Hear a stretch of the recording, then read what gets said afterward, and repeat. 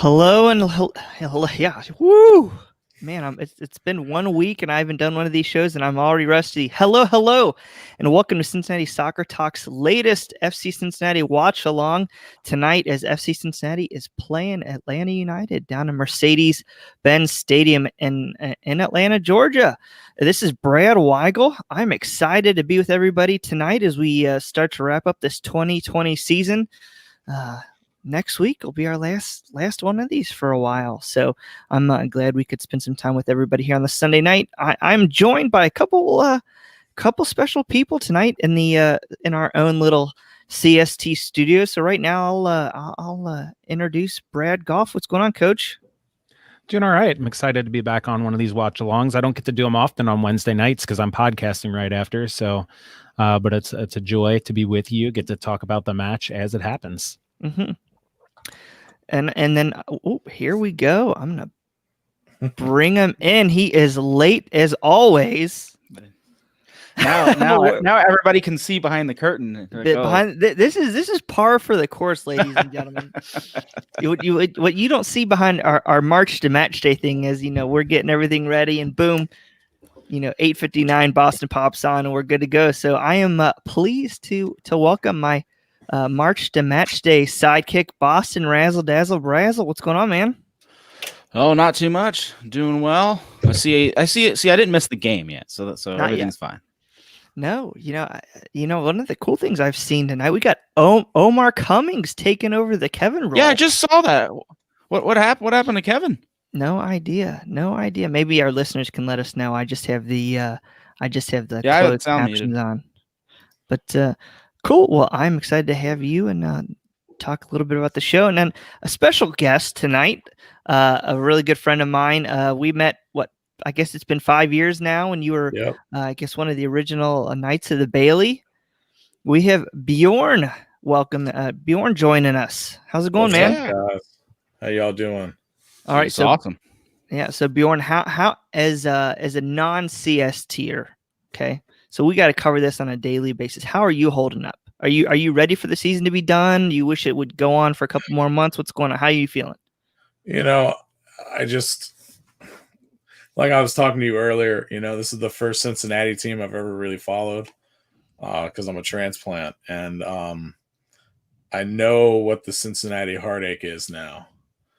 And I know, our city slogan shouldn't be Junta Javant anymore. It should be, it'll be better next year. Maybe. Dude, that's my story. We have the same story. Yeah, it's just been tough, the inconsistency and having players that shouldn't even be on the field. If you've seen me on Twitter, I rant against Duplan all the time. I think he's garbage.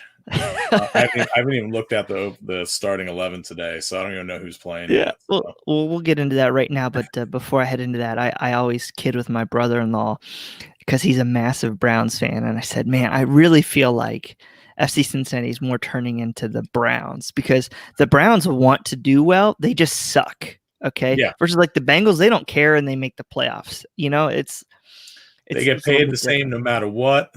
Right. That's why they need some incentive-based pay. None of these guarantees. Well, we're glad to have you on here, Bjorn. Starting lineup for tonight, we got Spencer Ritchie and Gould, Said Abdul Salam at right back, center back pairing of Kendall Waston and Tom Pedersen as we see a Nick Hagelin sliding to the bench, Andrew Gutman at left back. Midfield will consist of Makoto Maduyanin and Amaya. And then up top, we've got on the wings, I would assume right wings Joe Zhao, Jurgen Lecati again on the left wing, and then up top, and Brandon Vasquez is stepping in for Sean Young, who is on the bench. So, real quick, guys, let's get your thoughts on the starting 11. Coach, what are you looking for? So there's a couple of things of interest to me. Obviously, front and foremost are the center of the pitch at either end, right? How is Brandon Vasquez going to step in? He plays much more like a target forward, staying high, trying to get on the ball, knocking the ball down the midfielders, whereas we saw Sean Young dropping deep as like more of a false nine. And then that center back pairing, we see Nick Hagelin step aside for Kendall Waston, which basically takes away all the pace that they had back there because Pedersen's quite slow as well. And Waston, if there's a slower center back, I don't know who it is. Yeah, I also forgot to mention Said Abdul Salam starting, whereas Zico Bailey's got the nod the last couple matches. So, Boston, what are you looking out for when you see this lineup? Well, I mean, right off the bat, I did notice. I'm kind of bummed Zico Bailey's not in the lineup. I thought he's shown some promise. You know, he's young. He obviously has made some mistakes, but this is the time. This is the spot in the season where I think you want to go try out those guys because we need to figure out what we're carrying forward to next year. And really, that's what I'm looking at today. Say, Bjorn, what do you want to see from tonight?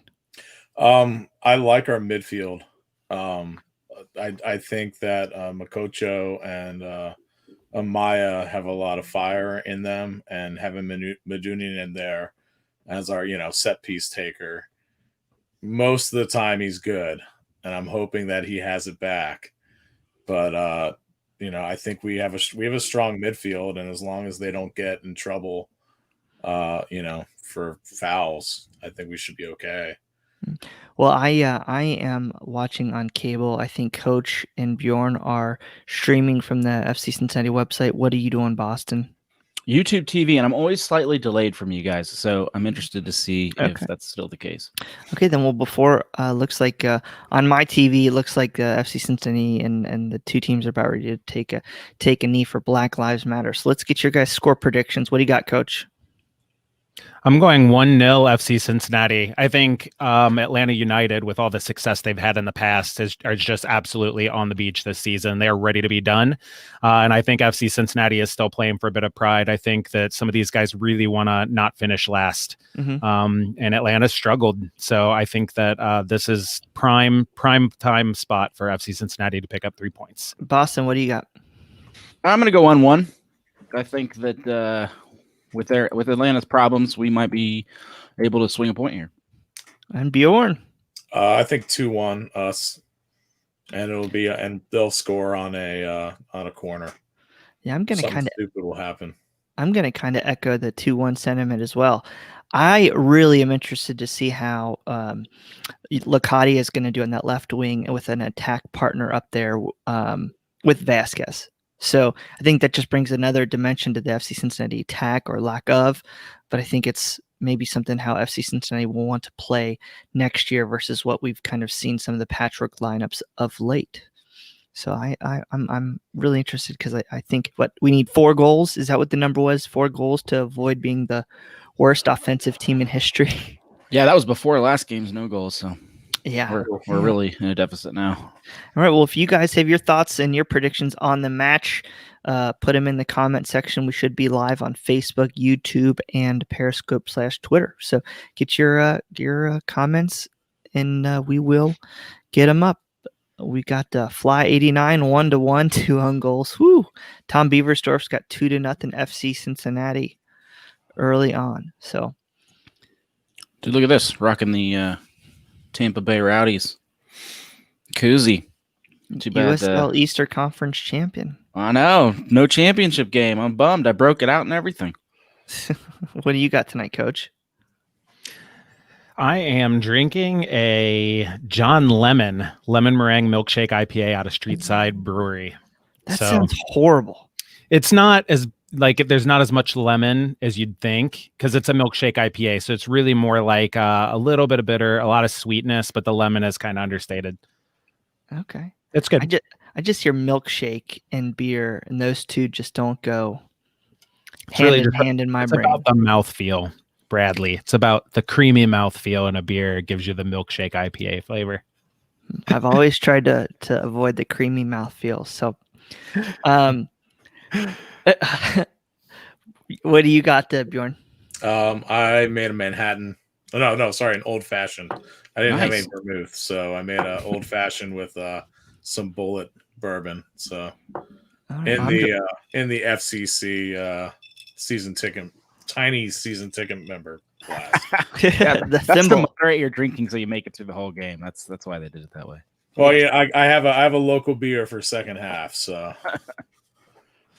Oh, well, I'm joining the FC Cincinnati Bourbon Club tonight, and I'm drinking some Green Weller. So I know I've been informed by my buddy Todd Carnes that I'm not allowed to pronounce the S. That does not exist. Kind of like Kroger instead of Kroger's. So Is the we'll next see. Kroger? It is Kroger, Okay. but it's called Weller. But I know a lot of people call it Kroger's and Weller's. Uh-oh. Nonetheless. Well, that doesn't look good. Oh, Yeah, the That's all. defense, that back line's already looking pretty shaky. I know. That was a good get it out of there play.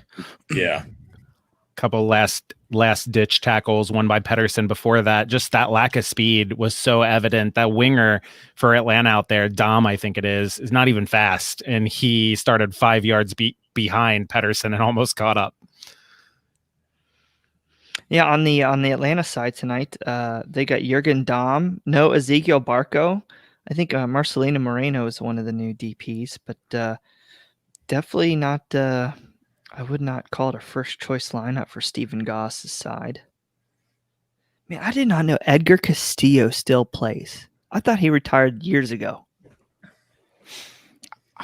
You know what really shocks me is that Barco's had such a bad year for them. I mean, I remember just being scared to death of that guy when we first started talking about Atlanta doing March to Match days. I mean, he's their third DP. He's just ridiculous threat, but all of a sudden he's been neutralized. And is it the lack of pity really that? Does he need playmakers around him? Yeah. I mean, they I think he's the type of player that just likes getting bombs up the middle. And they don't have anybody that can really do that with accuracy. I think Barco was a name he was thought of really highly coming out of Argentina. I think they paid like $15 million for him, but he really hasn't done anything. Like I'm looking at his stats right now. I think he only has something like let me see here. He ran over us. 10 MLS goals in 3 seasons. I mean, that's more than any of our DPs. No, combined. A couple of those are against us, because he was always the guy that we struggled against. Like if you take all the goals from our quote unquote DPs, I think still it's like Alan Cruz has got more than half of all the DP goals, because I think Adi only had 1 or 2 last year. So Kubo's had 2. 1 MLS goal. So brutal. You want to know why we're not doing well? There's one reason. Yeah. Sorry, go ahead. No, nothing. I was gonna ask Coach about watching Tottenham today. If he got a chance to see them go second place in the table. I only watched the first half so far. I will catch up. With the rest of the match, but I work on Sundays, so Sundays are tough for me watching the old football. Well, good. Boston, do you do anything fun today? Absolutely not. I went to Jungle Gyms. Does that count? Depends. Do you buy anything good? A beer. Had to do a beer run. All right. With the kind of beer you like, Boston, that doesn't count. Man, that's painful. I don't even know. I just know you like the one from Braxton that I think tastes like rotten fruit. He likes sours. Oh, here we go. Yeah. I love sours. I am drinking a platform tart fizz. Ugh. I'm gonna have the peach and lemonade. I'm gonna have the high grain raspberry sour ale second half. There you go. See, Bjorn's feeling me. I can drink anything with the word sour on it, pretty much. Look what I picked up at Kroger last week. This thing is as big as my head.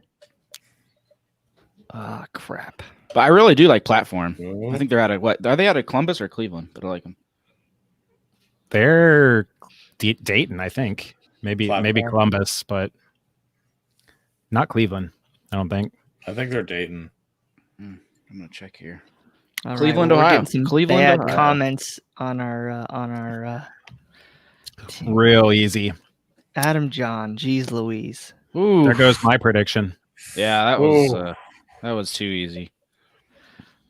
My initial watching it live, both center backs got sucked way down towards Spencer Ritchie, and the center forward just peeled back, and neither bothered to step and pick him up.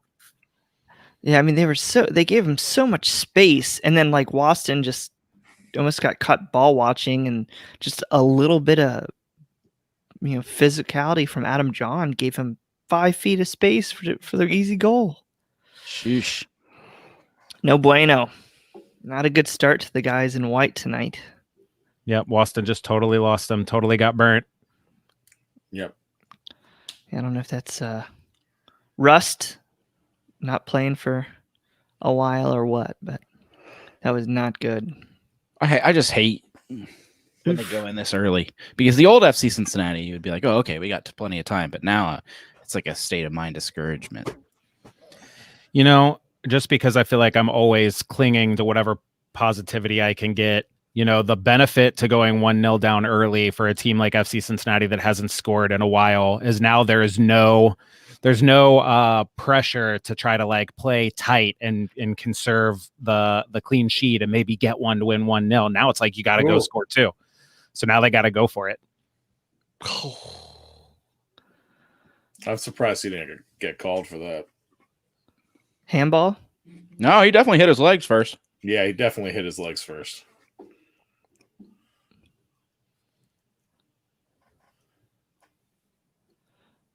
All right, so FC Cincinnati gets a corner kick. Do you guys want me to tell you, or should I just stop and wait for you? Oh, I just saw it. Man, you are really late. I'm at like 9:34 right now. I'm at 9:15. I don't know where you are. Yeah, 9:10. Okay. I'm about where Bjorn is, just a couple seconds behind. 30 seconds Coach. behind me. Okay. I think Cable should be the fastest. Pretty close. Yeah, Waston just heads the corner kick right over. It's finally good to see him win a ball in the air like that. I thought that'd be one area where we would score more this year is offset pieces, even though that's where almost all of our goals have come. We just not scoring any. They may be taller, but they definitely don't have the accuracy of their headers.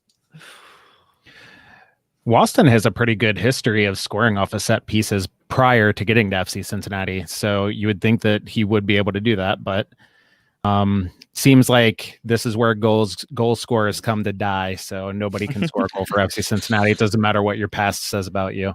Well, talking about goal scorers, one name that was off the roster today is Yuya Kubo, and apparently he re-aggravated his injury last match, and so they're just keeping him out to be safe. And I think that's a huge miss. I think Kubo's caught a lot of flack, and I think rightfully so in some regard this season, but I think he does so many things that other players on the team can't do with his movement, with his ability to dribble through the lines.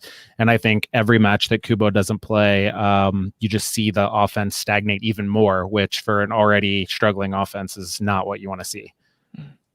I just feel like we haven't used Kubo right. We haven't used him to the best of his ability.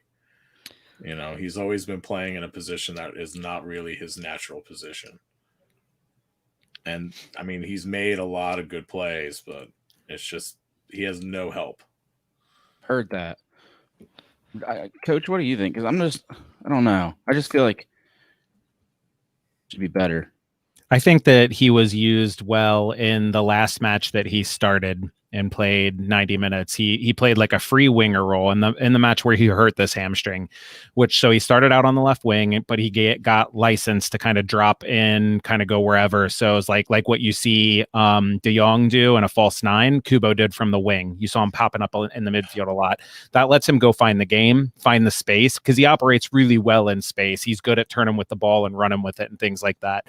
You want him running at defenders. So, but other than that, I agree completely, Bjorn, that Kubo has just been used as a utility player and not played in his strongest position virtually the whole year. Mm-hmm. Yeah. Too many guys in this team without a real spot. It's interesting because there's argument, in coaching circles about, the difference between playing your 11 best players and playing your best 11 team, and having a guy like Kubo play on the left wing and probably his best spot, but then having to bring in a Tommy McCabe or something in the midfield. Is that better? Or is it better to have more talent overall in the field, but play a bunch of guys out of position, a Cruz on the wing and a Kubo at the 10, or, those sorts of things? Yeah, I think in Major League Soccer, you can't necessarily be married to, like, that person can't necessarily have to be married to that position. But I when it's one player, I feel playing out of position, it's not as bad, but like I feel, especially when he was playing in the central midfield, like everybody was out of their best position, and that's where I felt we would have benefited from guys who were more positionally aware. Like still, like we don't have a number 10, but Frankie's having to play the number 10 tonight. Mhm. And we're playing Joe Jowd right wing back versus maybe on the wing, and I think that's just too many people playing unfamiliar spots. I think we kind of, they've already proved it to us. We can have 11, our best 11 talent out there, but it's not going to be as good as our best players in each position. Because just throwing talent out there, if they're not comfortable in their position, they're not going to perform to their best ability. So you're basically handicapping them to begin with. So you guys just saw the play there where Brandon Vasquez picked up that pass. I think that there's still, I believe, 2 or 3 minimum goals in this game to go. Because I think Atlanta is poor defensively right now. And just simple giveaways like that, FC Cincinnati's got to do better. I kind of feel like one of the problems with that play, and Coach, maybe you can agree or disagree, is that because Vasquez and Licati haven't played together, they don't necessarily know where they're going to be on those trailing runs. So where that play might have been better served to a cross Licati coming down the middle versus a shot from Vasquez, you guys are just so unfamiliar with who's going to be what and where. Yeah, it could be a lack of familiarity, but also I think that we've seen guys like Vasquez just always tend towards hitting a shot right at the keeper from a poor angle rather than looking for a pass anyway. So I guess the question is, even if he knew exactly where Locadia was, is he ever passing that ball? When he picked off that pass, he was in the right spot, but then his first dribble took him wide of goal, took him away from where he wanted to go. So what do you know? Joe Jowd picking up a foul on a counterattack again. When I sell them. Good, Boston. Oh, I was just going to say, when I said my 1-1 prediction, didn't you hear me also say that they were going to score in the 5th minute and that we'd get one back? I mean, just on it. If they would listen to March to Match today, they would have heard all this. I'm with you, Coach. That's why I had 1-1. Of course, I knew. All right, Jurgen, put this in the net. We got a free kick at the top of the box. Very dangerous. Ooh. Man, look at all the fans in Atlanta. it's a big stadium. You can space I did not people know off there. that. Oh, yeah, it's like, what, 79,000 or something? That's crazy. It normally can hold? I mean, have you guys been there? No. Nope. I mean, it's humongous. It's nosebleed seats. If they tried to do it pretty well. I think it's as close to the field as it can be, but where the away visitors sit, it's still kind of nosebleed-ish. That take a deflection? Yeah. Okay. He got lucky. It went out for a corner. It was a really poorly hit kick. Yeah.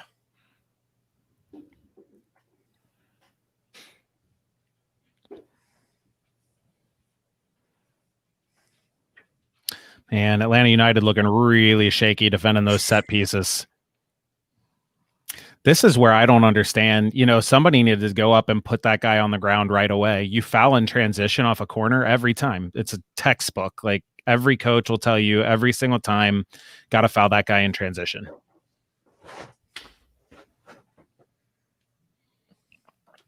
And you think with the coach we have, he would be telling his big guys to do that.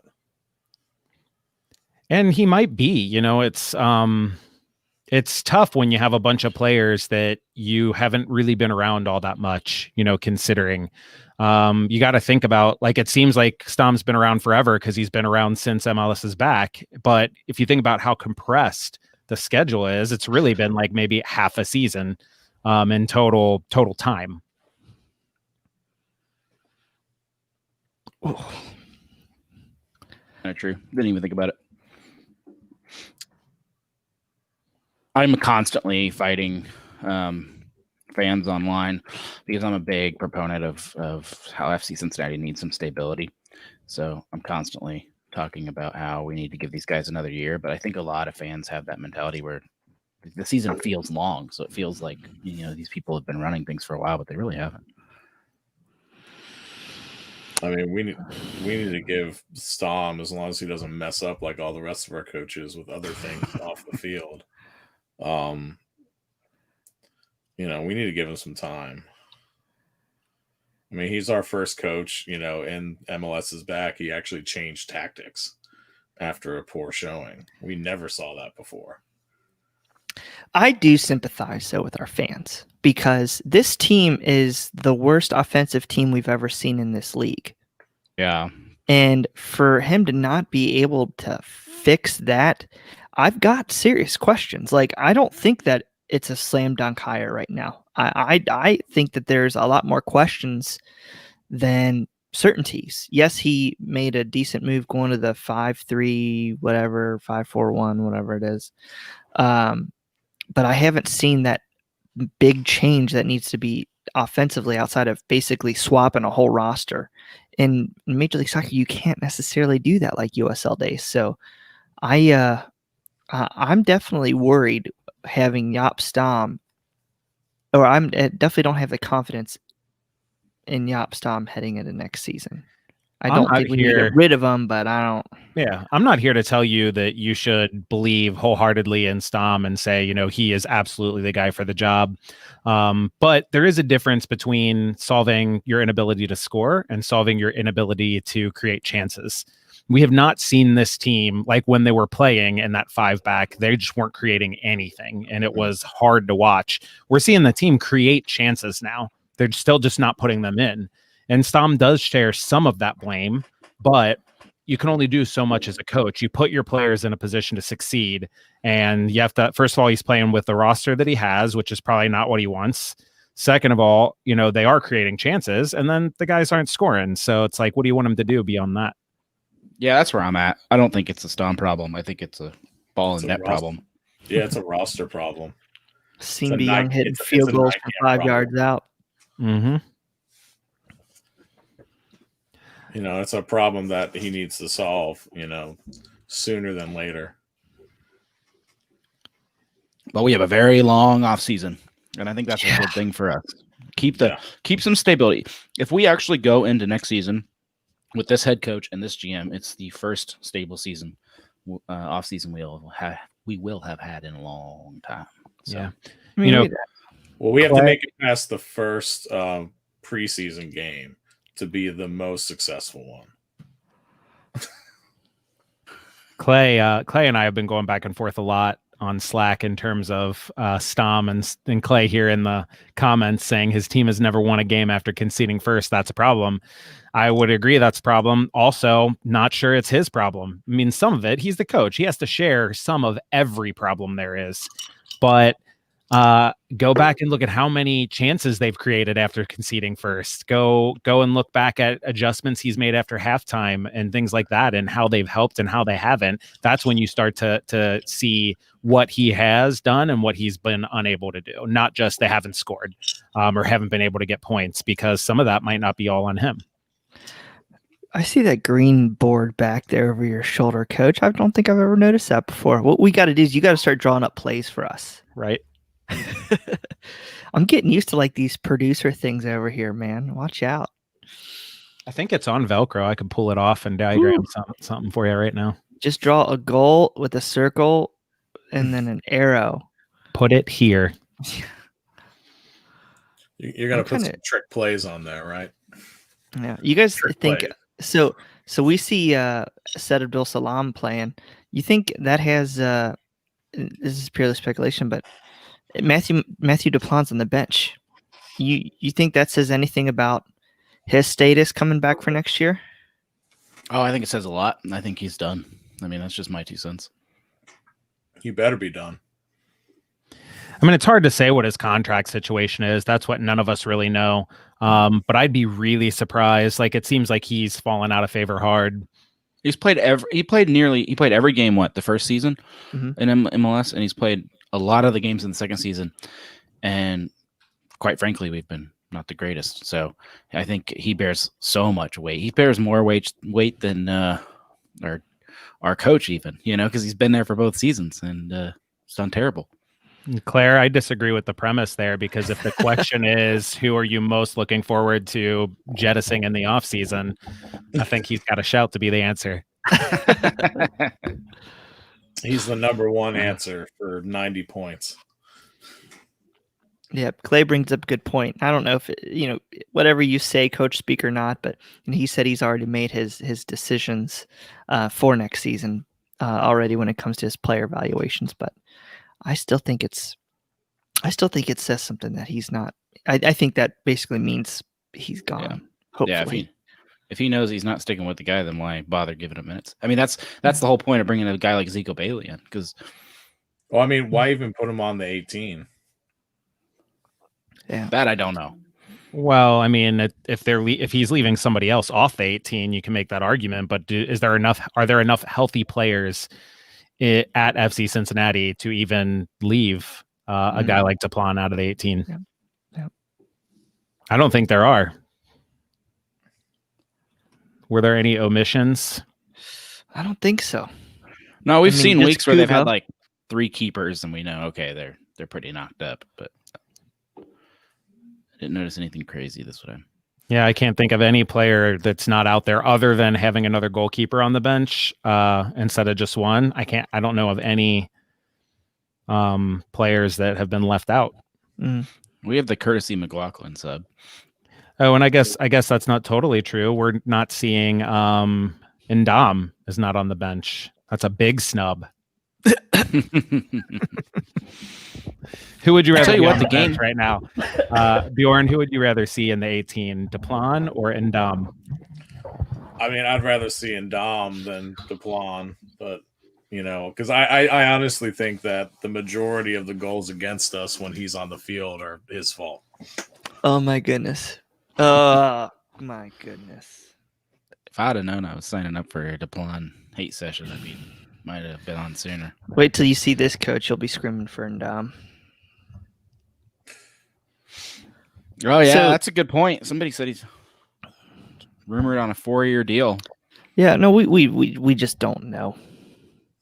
You would think that's if he's on a 4-year deal, he's around, but you never know. I mean, like you could see a guy like Bertoni who's like, I don't want to be here, and he found a spot in Switzerland. So if you're watching the match right now, you just saw Kendall Waston fight to get the first 0 I will give out in player ratings, giving up a penalty kick here. So we will see this shot coming up here shortly.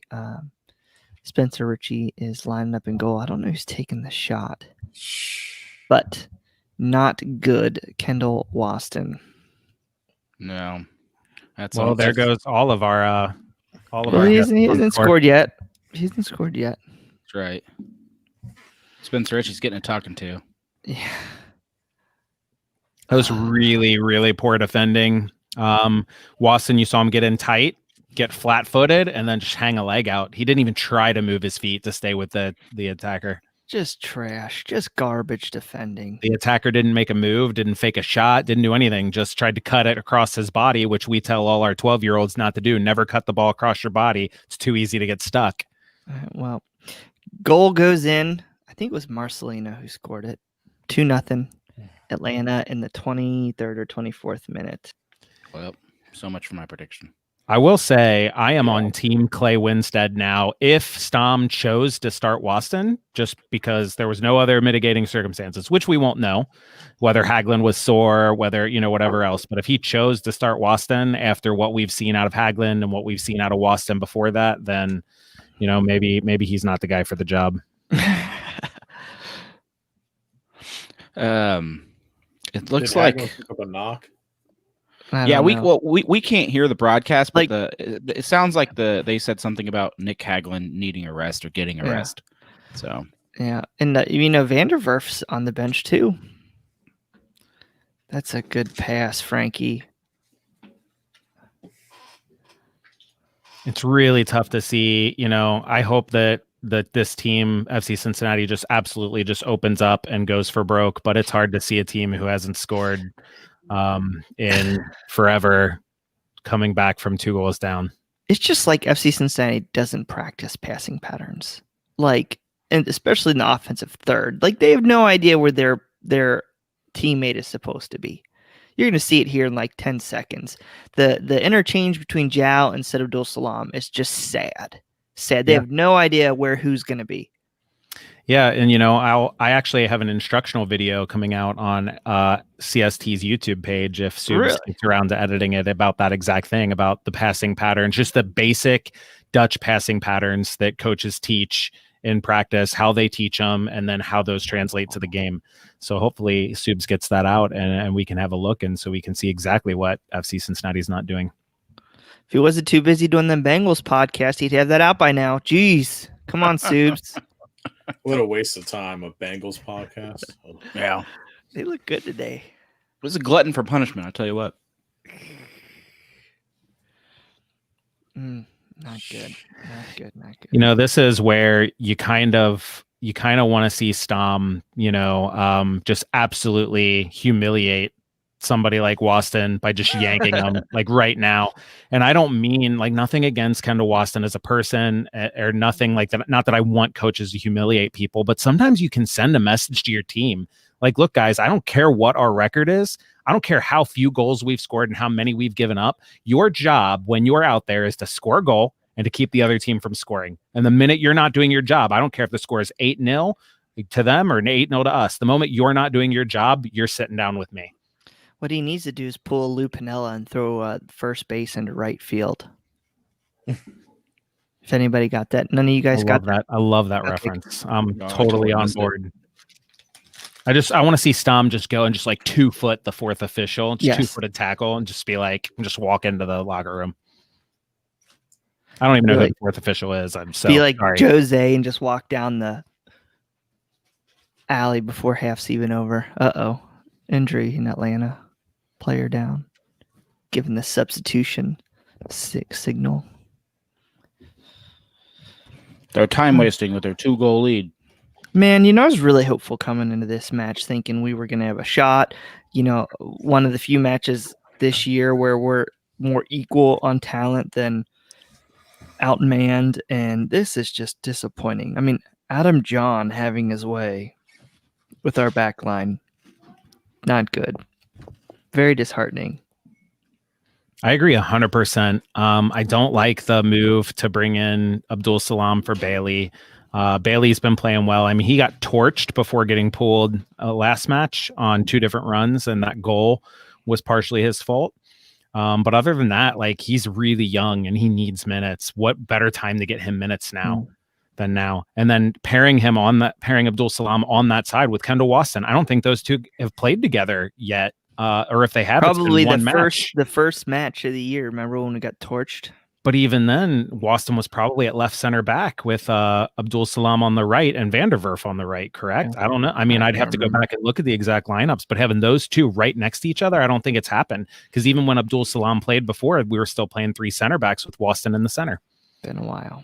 So you're putting out new defensive pairings this late in the season and a match that if you win, you're bottom of the table on goal differential only.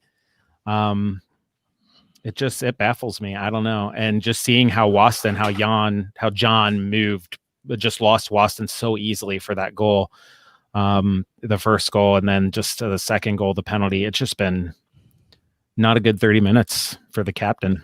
Is this a sub by Atlanta? Yeah, it's coming.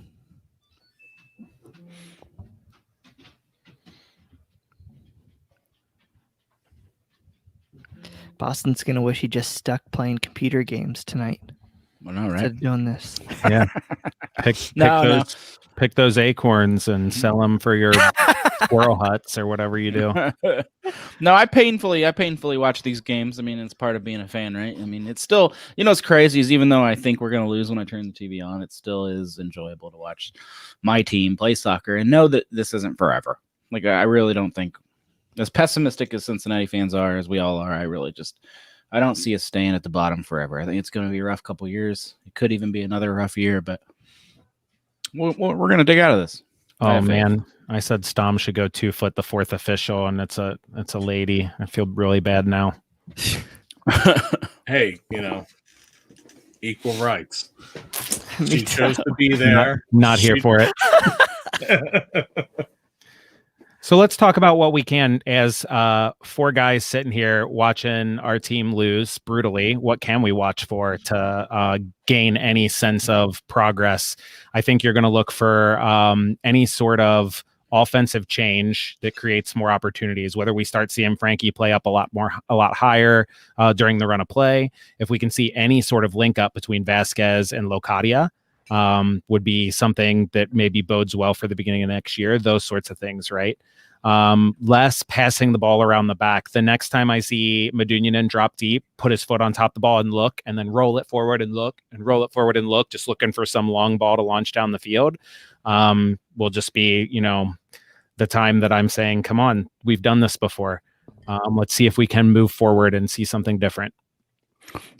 He was the great distributor, right? That's what he was heralded when he came here. So it kind of tells me that Yes. we know how he played in Philly, and if he comes here and he's just not able to play that game, then it kind of just tells me that we just don't have the lanes open. Yeah, I think that's 100%. This is nothing against Medunjanin. It's more just a general philosophy. Like when you're playing in this way and you don't have a guy that you can just hit long balls into and have him bring it down on his chest and hold it up for you, or you don't have a number 10 that you can find with a dart through the lines that it's just going to stick to his feet and he's going to start dribbling forward in the second touch, then you can't play that way anymore. And so it's nothing against Medunjanin and his skill set. It's more just the offensive philosophy, like play that ball quickly, play tiki-taka, touch, get the ball in your feet and out of your feet in 2 touches. Don't take more than 2 touches unless you're dribbling through the lines. All right. So I guess Boston must have muted himself there for a second. It's okay, man. If you got what you'd like to see the last 60 some minutes of this match, make sure you head on over and put it in the comment section. We'd love to see what you're looking for. We can put it up on our screen here and discuss it. And any questions you might have as well, let us know. Coach is here, Bjorn's here. You can ask Bjorn what was his favorite song that he created as a drummer in Knights of the Bailey, or can ask Bjorn what bet he lost to buy a bold kit. Hey, I have one of those. You know what? They don't look as bad in person. But Boston, you have money to burn. You need something to wear on day 7 of your cruise. So bold kit it was. Buy one, get one free. It was buy one. Do you remember that promotion? Free. Yeah. Timeout. Ooh. Saad Abdul Salam just got jacked in the head. Saad Abdul Salam, sorry. Just got jacked in the head. Man, I am behind because I just saw Spencer Ritchie with the clearance. Yeah, me too. Spencer Ritchie almost, that save was a little bit interesting. There it is. Oh. Seen stars there for a second. All right. Nick Roth brought up a good point that Bailey's not even in the 18. So if Abdul Salam can't go, this is where we see Duplan. And then that question of who got snubbed for Duplan to be in the 18 becomes a real question. Nick Roth, I'd like to see Stam make a statement by subbing Waston and Pedersen at half for Van der Werf and Duplan, even though I don't think it helps this team.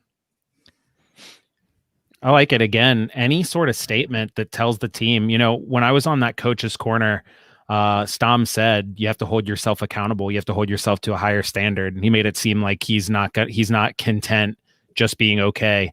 And now's a chance to tell your team that out with your actions, not just in the locker room behind closed doors, but show them that this isn't okay. Any sort of statement.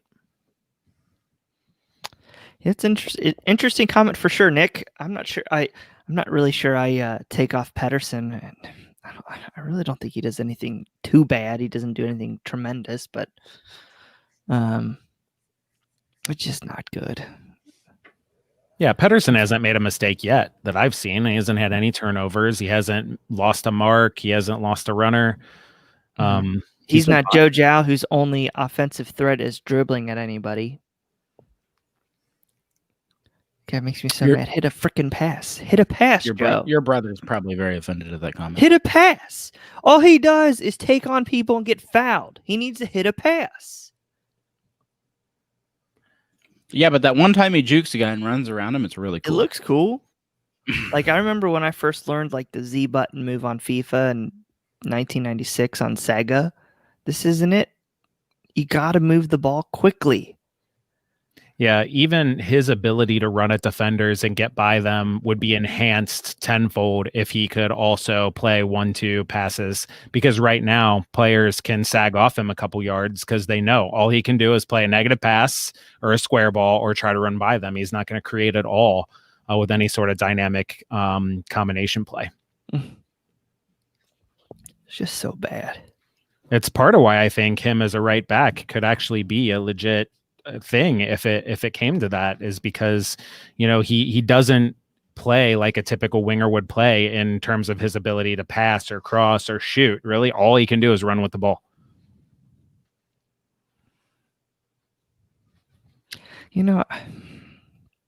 What have you seen from Okocha this game so far, Subs? Anything promising?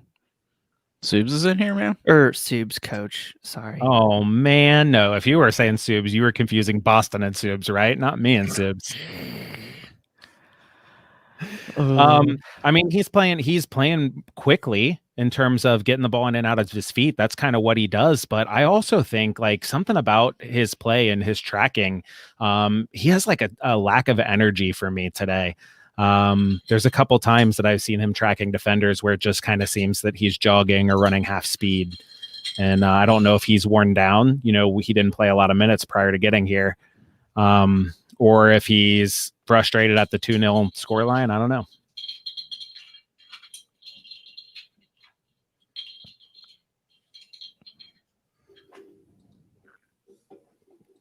Who's making all that noise over there?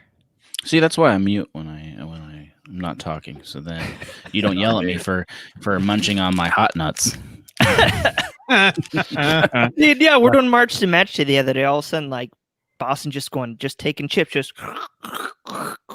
Yeah, you know what? I could tell. Like even when you were unmuted and talking, it was very like saliva-filled smacking. Like, what is he eating? Just all of a sudden, he's eating them, and then he sees me catch him, and he just kind of like drops the bag like slowly out of like view. Like I'm not doing anything over here. Yeah, I've always wondered, Coach. Do you listen to when you listen to March Match Day? Do you just fast forward to whatever unique plug we give you in the middle of the episode? No, I listen to the whole episode. I actually really quite enjoy it. I'm one of the 5 people that actually really quite enjoy it. That's probably sad. You too, the guest on me. I'm sure there's some other idiot out there.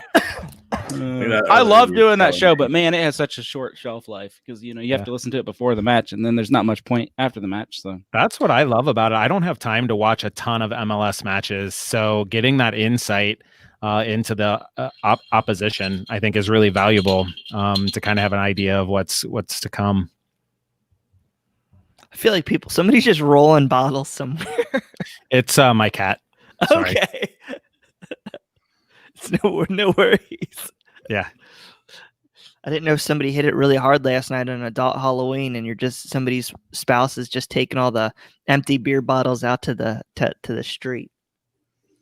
No, my cat's also in the room, but she can't be bothered to even sit up, really. Yeah. My cat is playing soccer similarly to how Joe Zhao does, just running with the ball and just like until she runs into something and then turning and going in a different direction. See, man, I'm not a cat person. Well, not bring at all. Us back. Me either, man, but my 3 kids and my wife are, so I ain't got a choice. Oh, no. Cats are where it's at, man. No. You can leave the house for like 4 days, come back. Says the person who does that frequently. I don't leave the house. Yeah, what do you think? A Boston coin? I don't leave the house. He just asks his neighbor down the street to come fill the kibble every like twice a week while he's gone on vacation. Shoot, my cat doesn't eat at all. Like she only eats what she needs to eat in a day. So you can actually leave 2 weeks worth and she will survive just fine. Just man, I had a babysitter growing up, and this cat hated Brian and I, and we're just ever since then we're not cat people. Like this thing would just literally come out of nowhere and just claw the living Jesus out of us, man. Dr. Darcy asks interesting question about Frankie, and the reason why I think that's interesting is because I don't think Frankie ever knew how to pass it forward. Any passes forward that happens.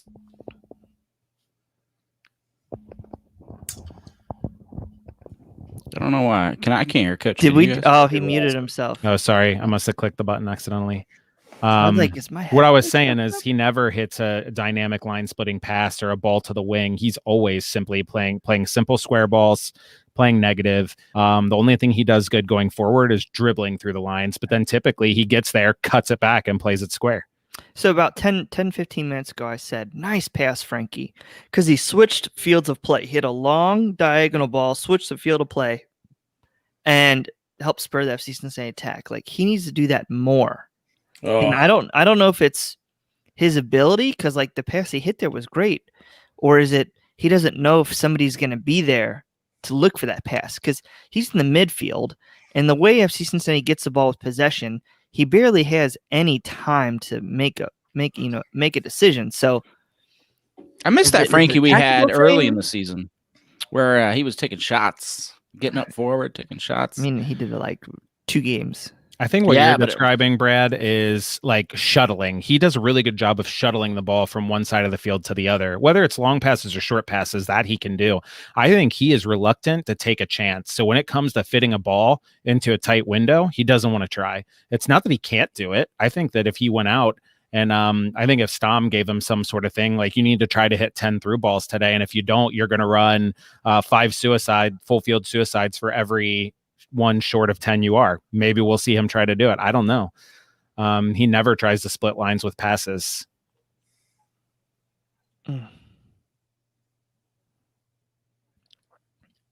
I just saw at the 43-55 mark, Frankie had Locadia. He could have split the lines and passed it into his feet, cut it to the left, and played it out wide to Gutman. And that's what led to that foul. So it was a fine pass, but it relied on Gutman to create. I mean, yeah, but Cincinnati just before half here is getting a dangerous free kick from Medina. Oh man! Guessing it doesn't come to anything. Yeah, no. I hold on, Brad. I need 15 seconds. I'm the worst to watch these games. All right, he's lining up for the kick.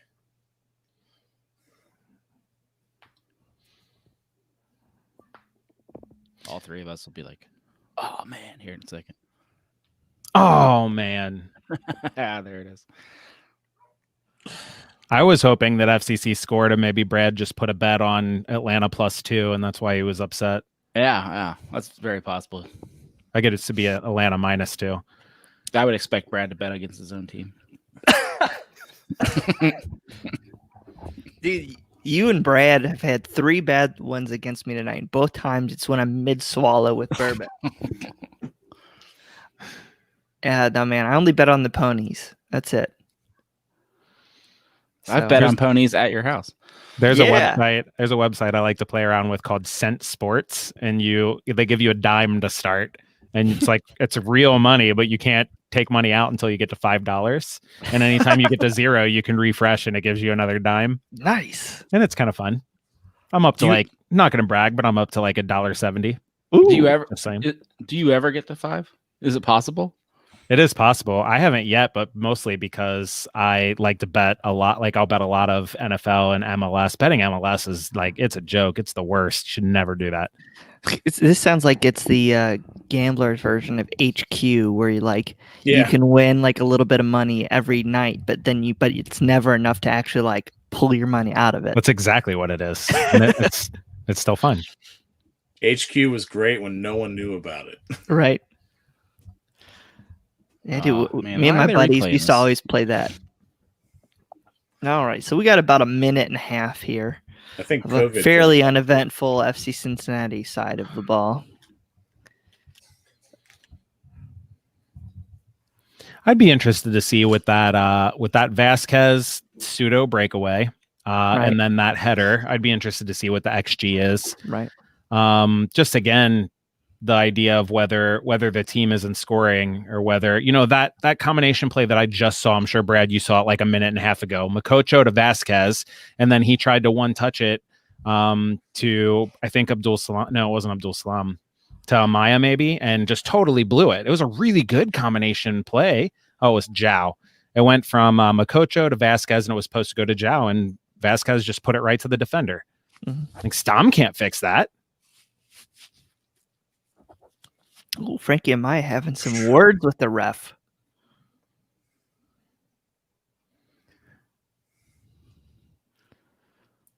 We need to put more pressure on Guzan. Score is 2-0, Atlanta, to the person that just asked in chat. Ali. Who got a yellow? Looks like Amaya, but I don't know. He said the F-bomb to the ref. See, You know, why I wanna have that's this when down on. most teams score in transition moments like that. It's not the long builds up and play where the other team has 8 guys back. We need to do a better job of knowing the passing patterns when that happens. Frankie Maya did pick up the yellow. I'm guessing it's for them choice words that he said. Oh, Better than picking up the yellow than All right. getting the choice. 3-word halftime reviews, ladies and gentlemen. Oh, yeah. This is one of my favorite Twitter segments. I just love to see what everybody throws in. Man, there are creative people out there that can fit. Yeah, I Stuff in appreciate Kendall Waston.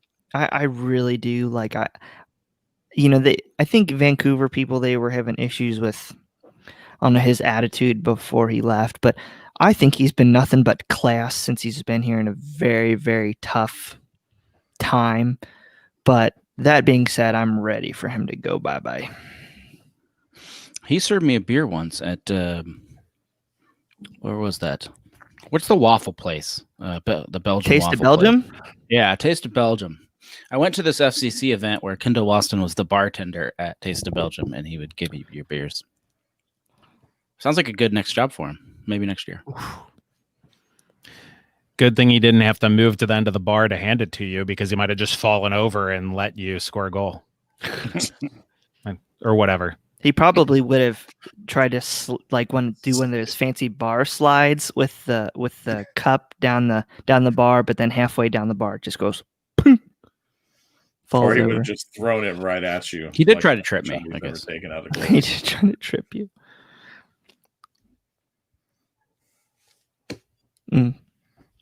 Yopstom looks like he's having a lot of fun. It's got to be the worst part of his job, really.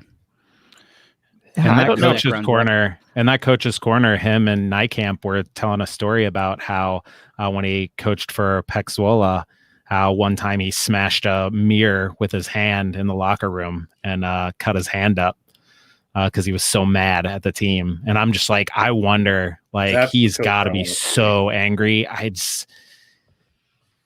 I want to know what he's saying to those guys in the halftime locker room, because they're not fired up. They're not going after it. I mean, sure, the 2 goals were not anything spectacular. It was Kendall Waston not doing well, but the team also does not look just like pissed off. Like, they need to be in the mode where they're going to go out and they need to let Atlanta know they were here, whether that's with bumps and bruises and blood and spit and mud, or whether that's by scoring.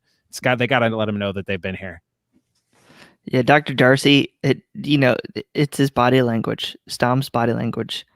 He did the whole interview with his hands in his pockets, kind of like that, I don't know, slump back posture, like kind of what I do, like when I just don't give a damn anymore. You can ask Brian, he knows all about that. Tom Beaversdorf, 3 words. We suck again. P. Money 16. Not inspired soccer. That's what I would call. That's a pretty good one, actually. Yeah. Anger, disgust, disappointment. Crazy thing is, I think all even the with above. players on the field, we can do better. But I think we are at this point of not inspired soccer. Players just kind of matting it in. I mean, he's got to do something to inspire them, because they're not playing well at all. I had a coaching job with a team that I improved substantially. I mean, just made like 600% improvement. I mean, just ridiculous. And then I moved on to a bigger job, and this team already had a lot of talent, but they could not score. And that first season there, I mean, it was one of the hardest seasons that I've ever had, even though I went from having a terrible team that I got better, and better meaning like, oh, we're just not losing 12-0 all the time, to a team that actually could win games, but they just couldn't score. And no matter what I did, trying to put in patterns of play, trying to put in offensive philosophy, I could not get these young ladies to just actually score goals. And that whole season ended up kind of being a wash. And we got worse the next season talent-wise, but our scoring picked up. just having that time to just really instill that philosophy. And so I feel for Stom when the team's not scoring goals, when you feel as a coach that you're doing everything you can to put your players in a place to succeed, and it's just not happening.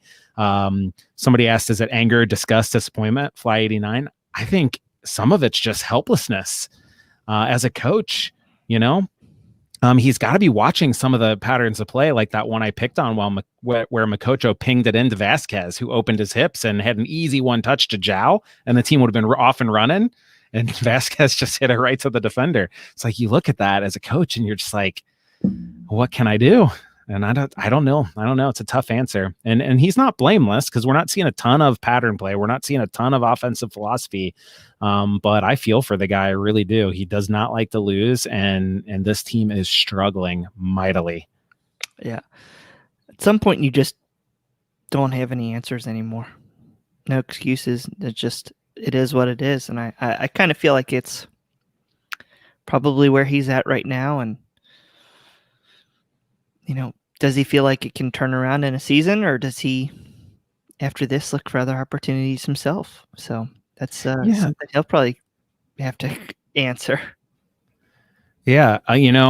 Clay asks, is Stom good? I mean, it's a good question. I don't know, but with him only having, one good year, that year with Reading, I sort of, there's mitigating circumstances. Like, is it a good year when he picked up Pexwola in the relegation zone halfway through the year and kept them safe? Like, you could argue that was a good year. Was it a good year when he was at Feyenoord? I don't think it was a good year, but I don't think they were as bad as people made it out to be. It's simply they were Feyenoord and they were supposed to be competing for a league title and they weren't. I don't know. He hasn't really had time at any of the places that he's been. So is he good? I have no idea. But I also don't think this team is good. So saying that they are struggling because of him, I think, is just looking for a glass house to throw stones at. No, I'm with you. And there's no way to know until you see what he can do with his own preseason, his own roster. And no matter what, as long as we keep firing coaches and keep bringing in new coaches, every single coach has the excuse of not my roster, not my players.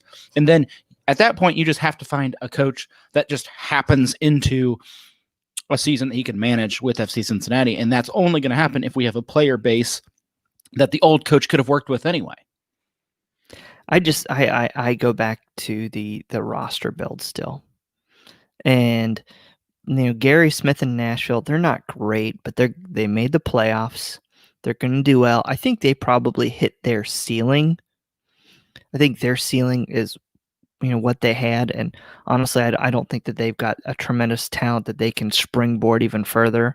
But you saw the plan in place of what they wanted to do and how they were going to do it versus I think FC Cincinnati's been so haphazard in the roster build. It's a Band-Aid here. It's getting talent, but it doesn't mismatch there. And I just think they need to take this off season and really establish their priorities and see who fits, who doesn't fit. Unfortunately, if you're a Moneyball guy, kind of like myself or Ken Hector, you don't want to waste assets. But FC Cincinnati's wasted so many assets since their build that you just got to strip this sucker down and find who your foundation, and then continue to go through there. I think your foundation is Makocho. I think your foundation is Barrial. Outside of that, I still think there's a lot of pieces of that foundation still missing if you really think about it. So, yeah, Clay, only 3 starters tonight are Birding Koch guys. Yeah, but one of them is the responsible for 2 goals against, isn't he? Yeah, I mean, I think that the Birding Koch build hurt the long-term pieces we could have added this past off season, but we've got, like Pimani just said, too much money not playing. Kubo, Cruz, Vanderwerf. I mean, the FC Cincinnati has had epically horrible production, record bad production from their DPs and their TAM players. Just complete misses on a lot of these guys. I'm talking honestly, like we haven't really had a ton of production from Van Verf. Medunjanin's played a lot, but nothing from Siem de Jong. Alan Cruz is technically a DP, not much this year. You know, Kubo, Jurgen Lakadia, just horrible production. So yeah, I don't even understand the Jurgen Lakadia thing. It just doesn't make any sense in my brain whatsoever. That a guy who scores that many goals the year before coming to Cincinnati and then comes here and he has had opportunities and he just whiffs. And I'm just like, where did all that pure raw talent go? I don't know. That's one thing. I like to think I'm fairly smart. I'm not as good as coach, but I like to think I can reason stuff out. But the Jurgen Lakadia mystery blows my mind. Never in a million years did I see that coming. I really thought he would produce. Yeah, I missed a lot of your take there. I accidentally bounced like I did on March to Match Day this week. No, you're fine. You're fine. I mean, the long story short is my brain just can't fathom why Jurgen Lakadia is not doing well in Cincinnati. Yeah, this doesn't make any sense to me. Yeah, neither to me either. The guy theoretically has enough talent to just absolutely kill it, and doesn't. He's just not doing it right now. I think a lot of it this, he really hasn't played a lot in the 4-3-3. So when he was playing, it was a 5-4-1, and the guy was on an island. I think this move to left wing is completely just stupid. I don't, unless it's just trying to hit for him to build value for the next couple weeks to show off what he can do. So maybe somebody else picks him up. That's my only thought of him playing on the left wing right now versus up top. I do not see the point. I don't see the point in us paying a ton of money for a guy that's not even his quote unquote best position. And honestly, you could spend a lot less money and get somebody just as good on that left wing spot, and versus a guy you're trying to pigeonhole in that position. So I just don't get it. Yeah, all right, Bjorn and Coach back. All right. How we doing? You guys got refills? No, he switched to Bjorn switched to the beer, so must be second half. Well, I'm gonna take my break because all three of you got yours. I need a little bit of ice down here. I need, you know what I need? It's like right here. You can't see it, but I got like a little coffee table. I need like a little Igloo personal ice machine. I can just Xbox is talking about making mini fridges for their new Xbox because people are calling the new Xbox a fridge because it's so big. So you could grab one of those when it comes out. You could drink bourbon neat like a man. Just saying. Ooh. Coming from the guy who's drinking a milkshake beer.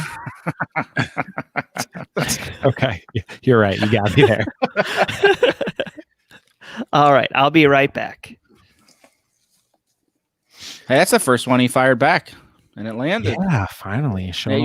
Wait till he drinks. That's I've after all these March to Match days, I've caught on. You insult him when he's off guard.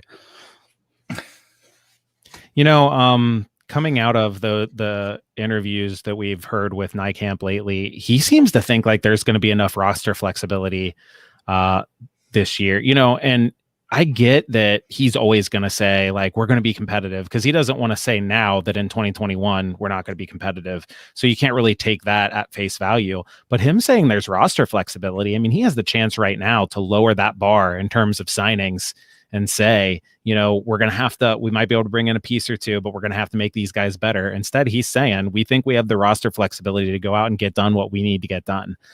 So I don't know what we're missing because, the MLS rosters are so just notoriously opaque, but I think that hopefully we'll see a lot of turnover and hopefully we'll pull an MLS or a Minnesota United year 3 where they were just dreadful years 1 and 2. And year 3, they all of a sudden made the playoffs. And I'm not predicting that, but I feel like there is hope. Did you see the graphic that popped up pre-game, Coach, of the halftime stats? I mean, No. Caught me off guard. You're 54 possession compared to 46 Atlanta, 9 shots, 5 on target compared to 2 for Atlanta. I did see that. I saw that just looking at the stats at halftime just online. I was trying to catch up with. I just think, of those 9 shots, 4 of them were from major distance. And then the other ones were right inside the box, but right at the goalkeeper, right at Guzan. He really hasn't had the stretch to make a save yet. And the 2 shots from Atlanta United are, a penalty kick and a point blank, where they can just smash it home because of such poor defense. I think the issue we're seeing is not that the team is playing overly poor in total. It's just that the urgency we want to see of them really moving the ball and really going after it, we're not seeing. And I think some of that is just because when they try to play faster, the ball goes into a guy like Vasquez who cannot play at that speed yet. The ball goes into a guy like Frankie who wants to take 3 or 4 touches unless he's playing a 1-touch pass negative. And these guys, just the speed of play, they haven't been playing fast all year. You can't all of a sudden expect them to pick up the speed of play overnight. Speechless, man. I must be doing good. No, I mean, it's just it's the 54%. I'm not surprised about it at all. And, like you said, all the shots were right at Guzan, so we're not even making him try. If I think what always catches. Sorry. If you get more shots than Guzan, he's not as fast as a goalie as he used to be. Yeah. What catches me by surprise in every single one of these matches is that when our possession is high, it is because we have the ball so much in the back. So in my brain is thinking, oh, FC Cincinnati's barely hit the ball because we've barely seen any offense. And then we end up with a higher possession rate, but it's because we do that kick around so much, which is fine if you're looking for an opening and you find an opening eventually. But just tough. Real quick, we're kicking off to start the second half, but Fly 89_, Waston on 600K, Seam on 800K, Vanderveer 600K. Harris is actually a TAM player, so he's over 600K. All those guys are TAM players. Great chance that all those are leaving. Great point. There is room. There should be room in the budget, but how are they going to be able to get a lot of those domestic players in? Because Waston's on a green card, Vanderwerf's going to be on a green card. We'll see how they're going to build the squad, but I think Ken Hedger and I are working on an article that should be coming out probably, I would say, within 10 days after we hear some of the end of season announcements on who's returning and whatnot on building the squad. So a lot of challenges and a lot of discussion to come about in the next, 2-3 months when that January transfer window opens. I was going to say, you think we're going to hear about any, people being dropped before then, or? So I think you typically have I want to say it's 3 or 4 days to release whose options you picked up for the following year. I think you've got to release that if you're a non-playoff team. A couple days, but you still I think what you're going to see is you're going to see players who that we've picked up their options, or maybe you see a trial, kind of like what Jimmy did last year. I would fully expect after this season concludes, you're still going to see a 4 or 5 week training camp. I think you're going to see the Franco Kovacevic, that guy who hopefully from Hoffenheim, hopefully he'll be here next week, but I think you'll see him hang around for a couple weeks. You'll see some of the players I would expect Joe Jao to stay, and Frankie and some of those guys, and maybe Stom can try to do some of what he wants to do for 2021, but we'll see. Nick, was that a foul there? Yes. Yeah. Nick Soup and Sausage in the building. If he wasn't so scared, he'd hop on. He's scared of me. You see I that? just hope he doesn't heard what we talked about in the first half. Hope he doesn't hear what we said about him. Yeah, I hope he doesn't hear that you called Brad Subs. What? Oh, I hope he doesn't hear that either. I don't want him to get a big head. That is disrespectful for Brad. Do you? I wonder what his bald Subs would look like, though. Now that I think about it, kind of interested. I don't want to think about that. Not this good, I'll tell you that. Have we seen the bald Soups at one point? Free kick, free kick, free kick. I don't know. I don't think Oh, I've what ever happened? seen Soups with the shaved head. Is Soups? The thing is Soups gonna do a no shave November? That's what I want to know because I bet he could grow a big old beard. He needs. No, we've seen him. like the pork chops over here. We've seen him let it grow out. It's kind of like when I do it. It's just I haven't Kinda shaved there. in 5 years, so I don't know what this whole no shave November thing is. So. Yours is thick, dude. You look like you came out of a Just for Men ad. yeah, that's How true. thick that beard is. And it's like a luscious look color. clo- Like, my hair is close half up gray. on- Look at that. I mean, at least like that is thick. That's like Walt Clyde Frazier, whatever. He had that thick beard going on. And coach is over here like, why am I doing this? Why aren't we talking about the soccer? Come for the soccer. Boring right now. We're in get the the beard backfield and we're passing between our defenders. This is our possession game right here. Yep. Yes, this is why we have 54% possession. I think you guys are all sudden ahead of me now. I'm at maybe- 49-36. I'm at I 48, switched to the- 48. Oh yeah, I am in. I caught back up because I switched to the Cowboys game and then switched back. Hit that live button. Oh, you're on YouTube TV. Yeah, if you're on YouTube TV, the live button doesn't work. You really need to just flip channels and then flip back, and that catches you up faster. I might try to jump off and jump back on here. There you go. It's not like I'm gonna miss anything. Nope. It's like watching Peacock, dude. I hate watching Peacock.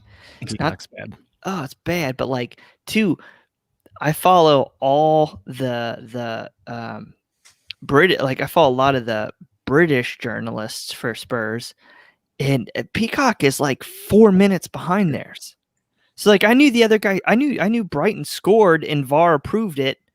Like 4 minutes. Like they didn't even have it up on Peacock yet.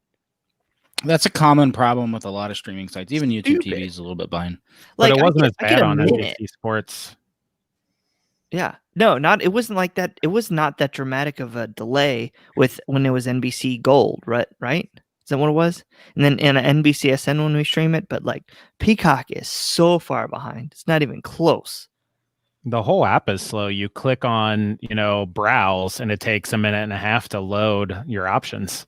I got like a white screen that said like not errors. I don't know. It was stupid. Not found what it is. What's up, Brandon? How are you, bud? Brendan, you're I in would the right like place. I would like to say we typically spend more time talking about soccer, but I would be lying. There's only so much you can talk about. Like it's just like the same story, different day. Yeah. Well, we see a lot of the same FC Cincinnati. They're not giving us much new. We changed locations though.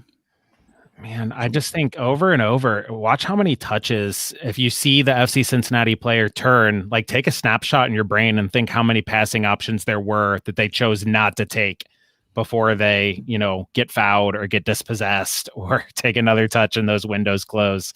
It's just so frequent. Pedersen looks up and has Mikocho available and turns and plays it wide to Abdul Salam. It's over and over. Man, Mikocha just got cleaned out, and like Kendall Wasson goes, quick start.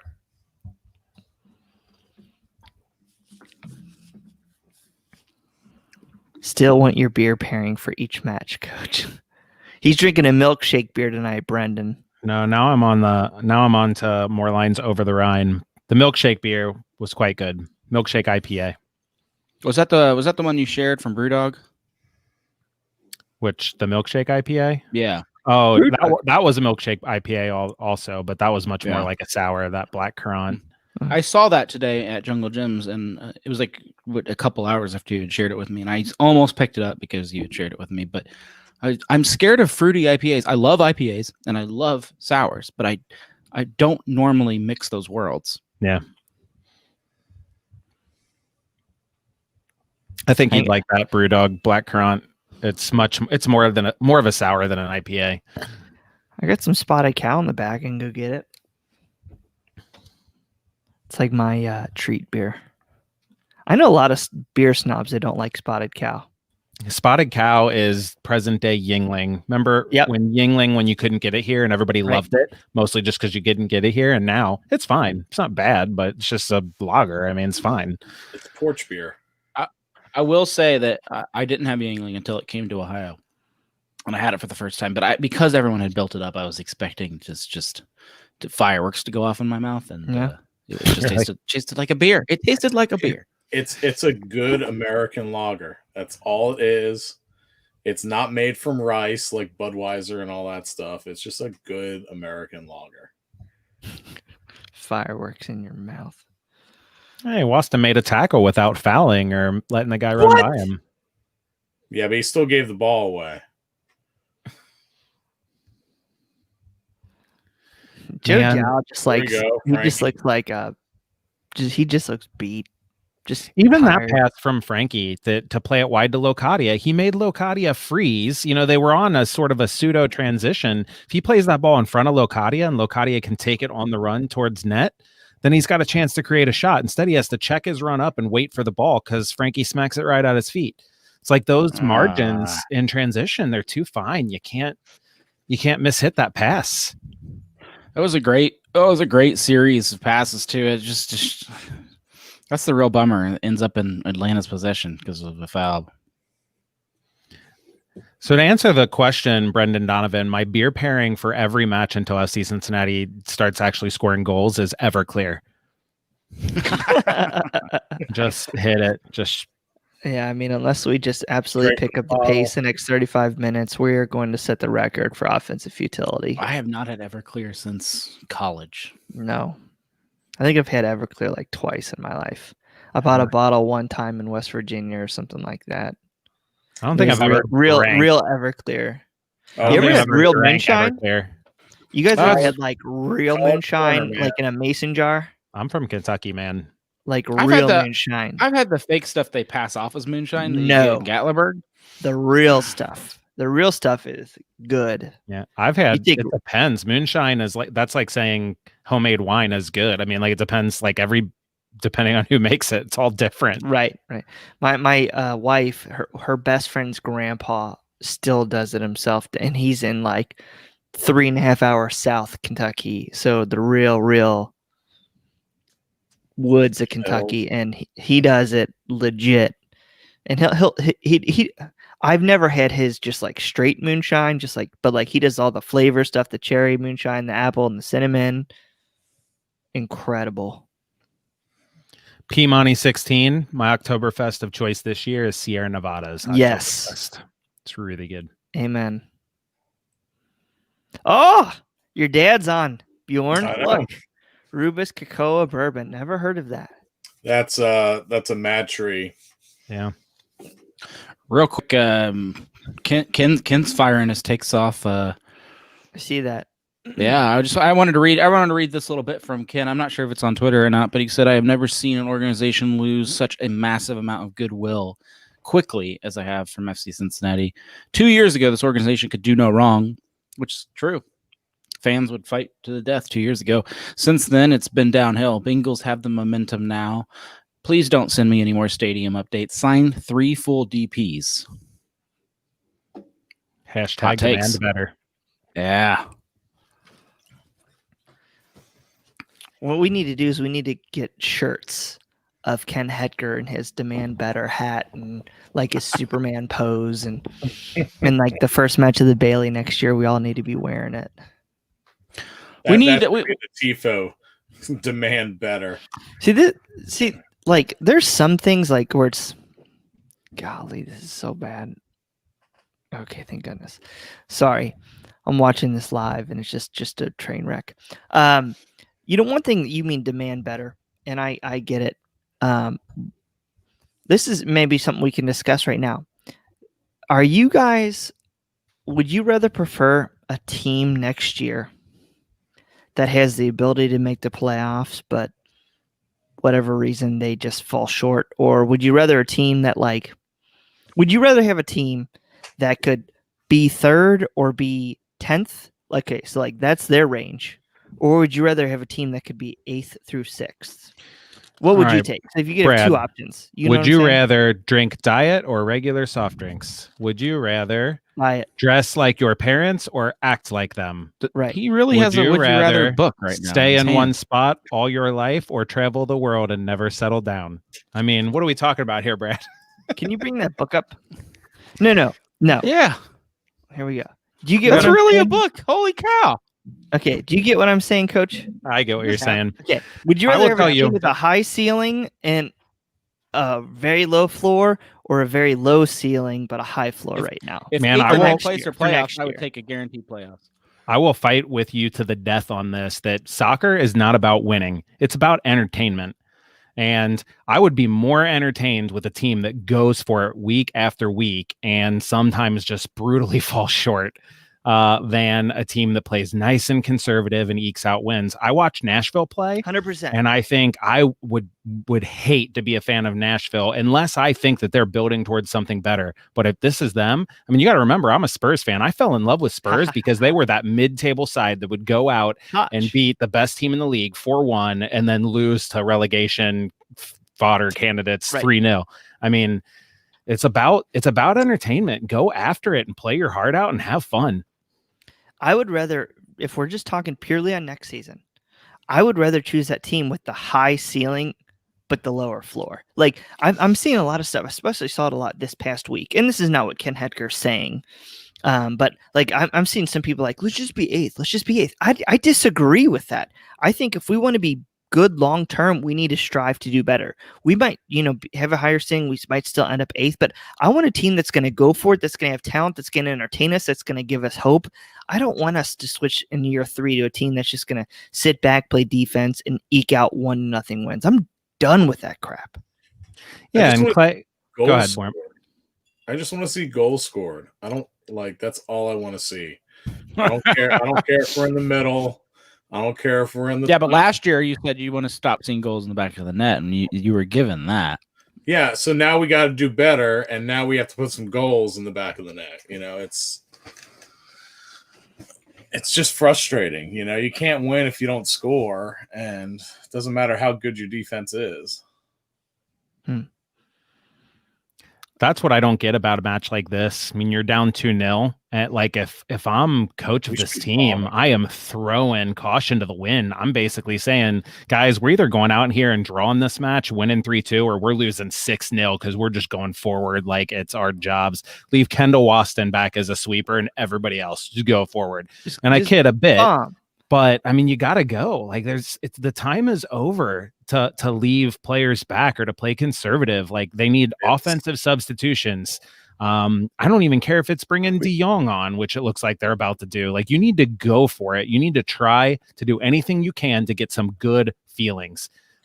Nobody's going to feel good about, oh, well, you tied the second half 0-0, so you only lost 2-0 total. Like that doesn't feel good. I get what you're saying, but if they do that and they don't land, then they're losing 4-0 and everybody's screaming like way worse. But you know what? At least you're going for it. Yeah, we're caught in this mix, so none of the guys know what to do. Just tell them to go for it and do it. Who cares? And fans are screaming anyway, and you can sell it to your team. You can sell it to your team as guys. Listen, I don't care about the score anymore. Here's what I want to see. I want to see 10 shots on goal. I want to see, every time you look up and see your man 1v1, I want you to take him on. I don't care if you lose it every time. I want to see Locadia doing this and that. I want to see this number of crosses. You can sell goals to your team, goals in what we're trying to accomplish, and say, I don't care about the result. Fans are going to be upset whether you lose this game 2-0 or 4-0, and there's not going to be a wide range there of how upset they are. What did I tell you, Boston, in all of our March to Match days? After the first 6 games we came back, we had 3 draws playing that 5-4-1 or 5-3-2, whatever the hell you want to call it. 3 draws. Okay, that's 3 points. Okay, then I think the next several matches, or those next 6 matches, we won 1 game, we lost 5, but it's still the same number of points. But we need to go for it. We at least need to see the growth. There's no point in my mind of running out of 5-3-2, hanging back. Go for it. See what happens. You want to play in a 4-3-3 Dutch style? Go in the 4-3-3 and play in the Dutch style. I agree with you guys. I agree with you guys, but there is a segment out there, and I've seen it over and over again. There is a part of the fan base that just is, don't embarrass us. Do not 7-1 Minnesota last year. Like part of the fan base, they'll even accept losing. They just want to feel like they belong in Major League Soccer. And if you start losing 4-0, 5-0, then do you feel like you're outclassed again? But 2-0, you're not outclassed. You're personally, I just don't But, think losing. that's but aren't gonna you happen. still embarrassed with the 2-0? I mean, I'm just embarrassed that we're losing all the time. We're playing don't at care. 2-0. We're not being offensive still. We're kind of halving it. You know, we have to do what like in hockey, it's the last 5 minutes. Pull the goalie, throw everyone up front. Clay, they're not playing an attacking style. They're just playing more offensive than they were in the past. It's so frustrating to watch, because we have talent on the team and we can do so much, but it just nothing, the ball never falls where we need it to fall.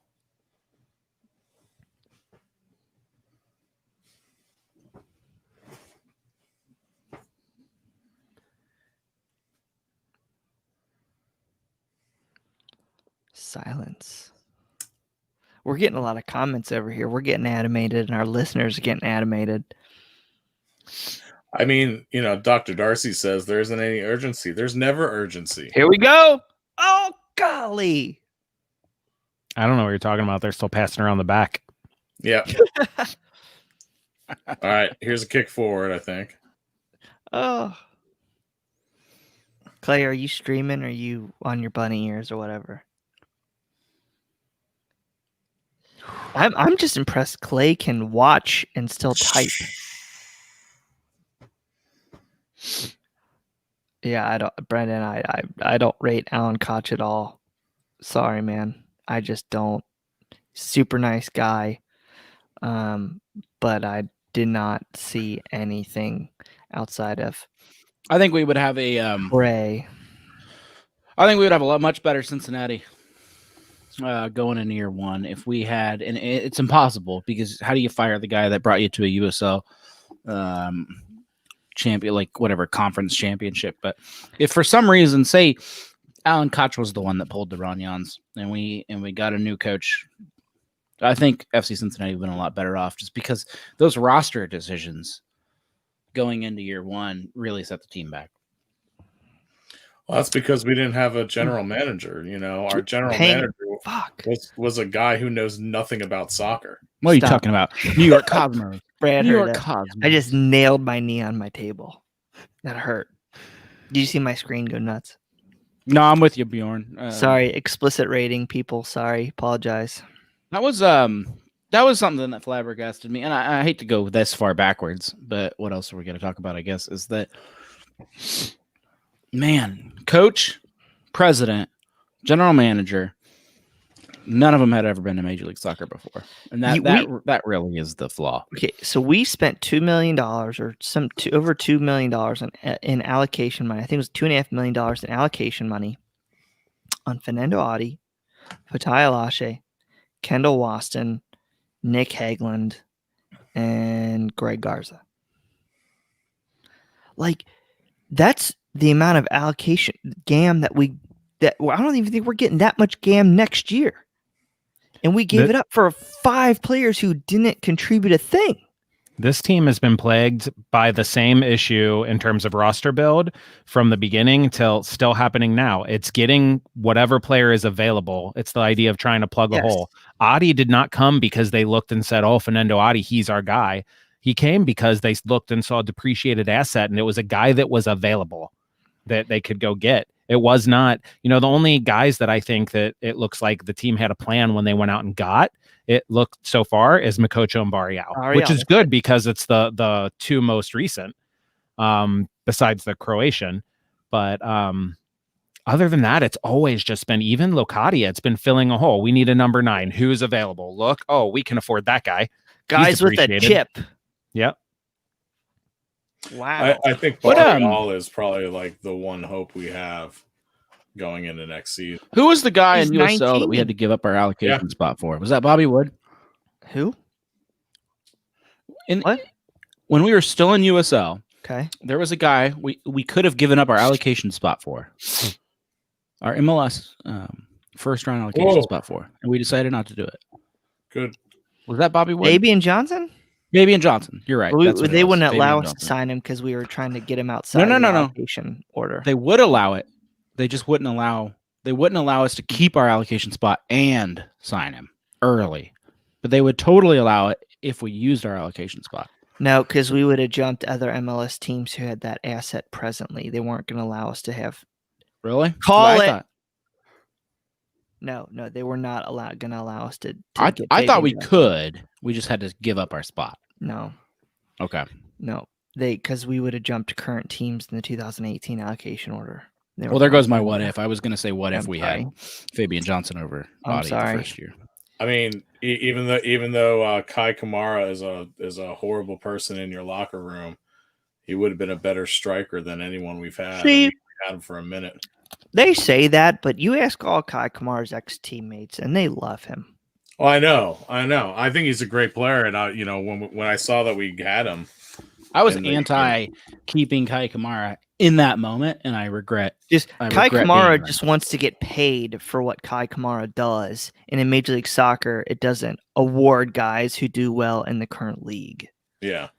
Fly89 says it seems like Tom Pedersen was planned, and I also disagree with that because Pedersen has played almost exclusively in a 3 center back set, and there's no indication that that's what Stam has wanted to do. So again, it was a center back that was available. Oh, we need a ball playing center back, a guy that can help us build out of the back. Here's somebody who's available. Never mind that he's a left center back in a 5 back or a 3 center back setup, and that's not what the team wants to play.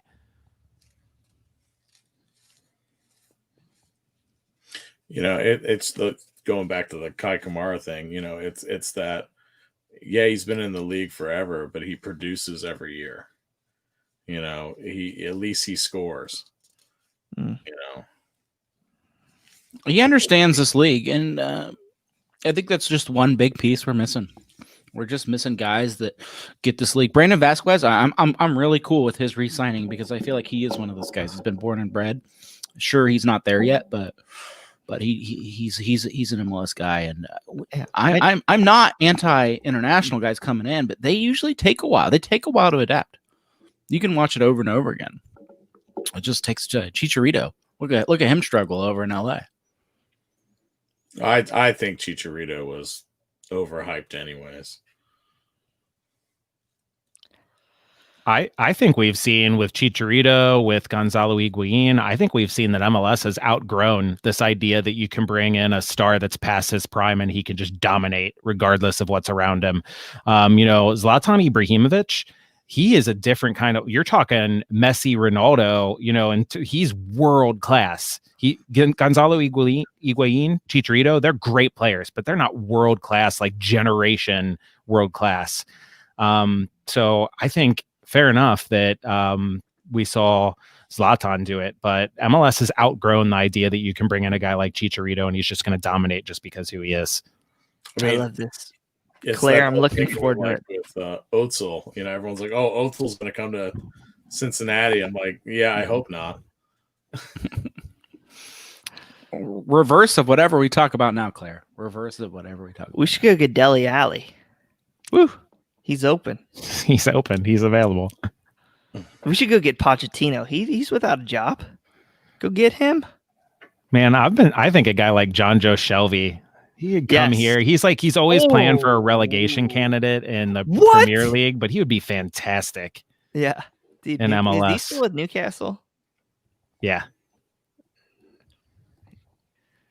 He's a pretty bald.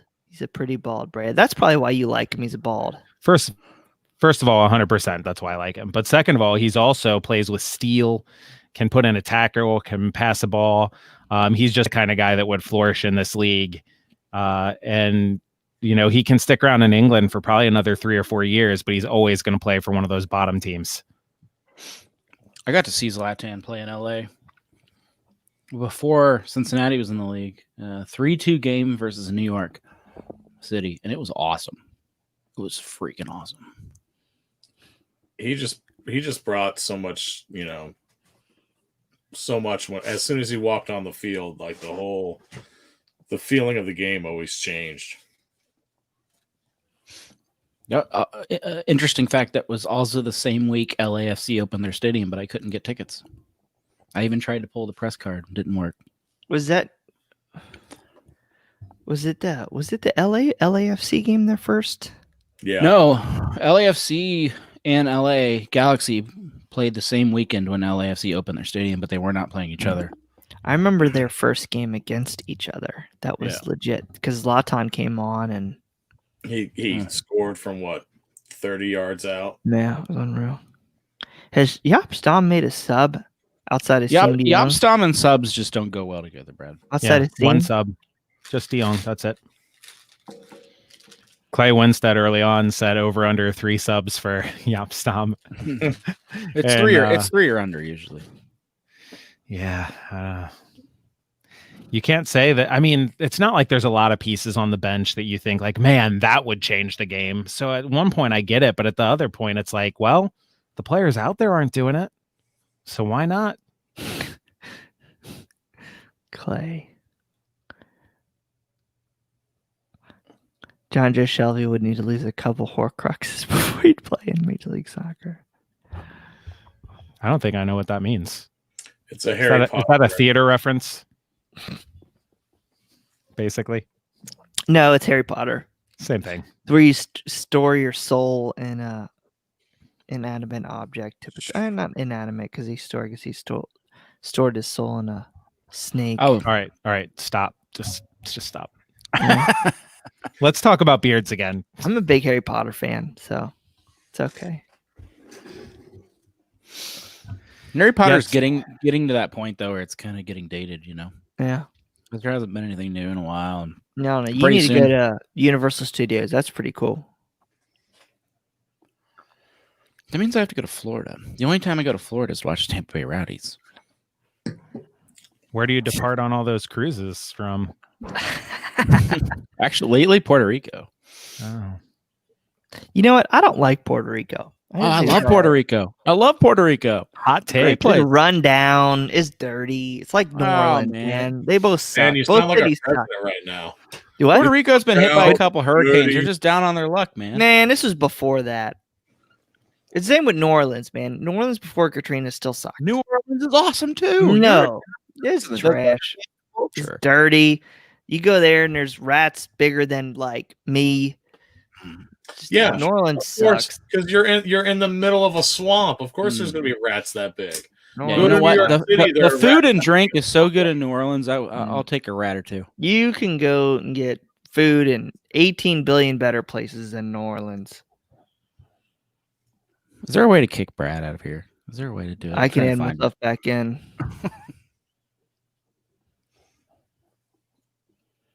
Peace. He gone.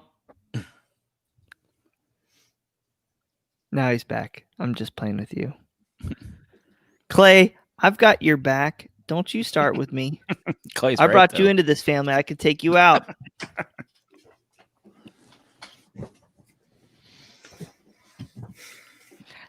I like culture, Clay. I just don't like New Orleans, man. Oh, New Orleans is beautiful. And Puerto Rico too, like, it just sucks. I spent a week in Puerto Rico last time I was there, and I loved every day of it. Puerto Rico, it's just like no thanks, man. I'd rather go to a lot of other places.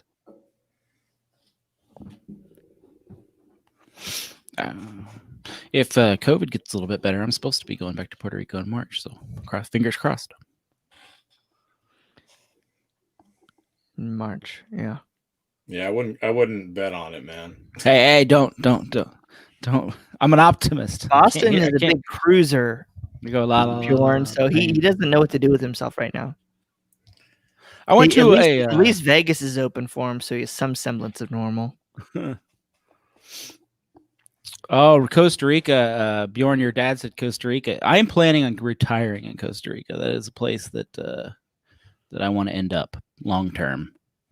Do you just see Siem de Jong like pointing to different spots, like pass it here, okay, I'll make another run. Pass it here, okay. Well, you need pass it here. At some point, your soul has to get beat.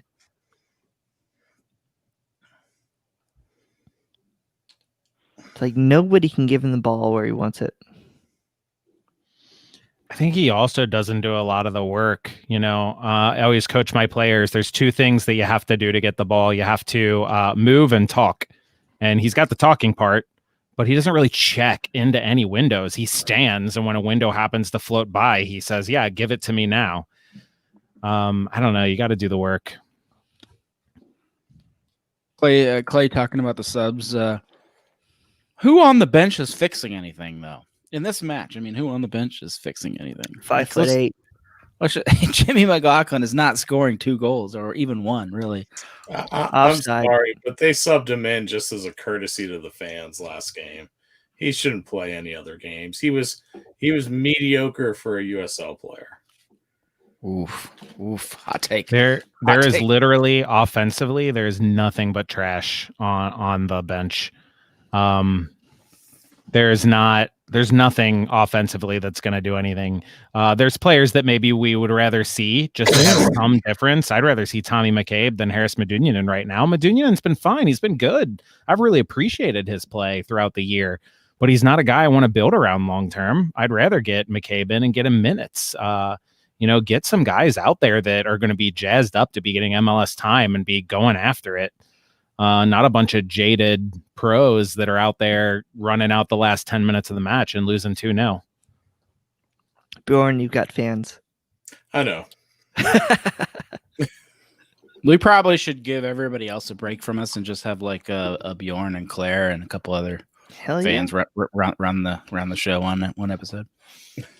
See, we to bring people. This has been just wears on me, Bjorn. So we had to bring a nice guy like yourself to, give us some levity, make it enjoyable for a watch along.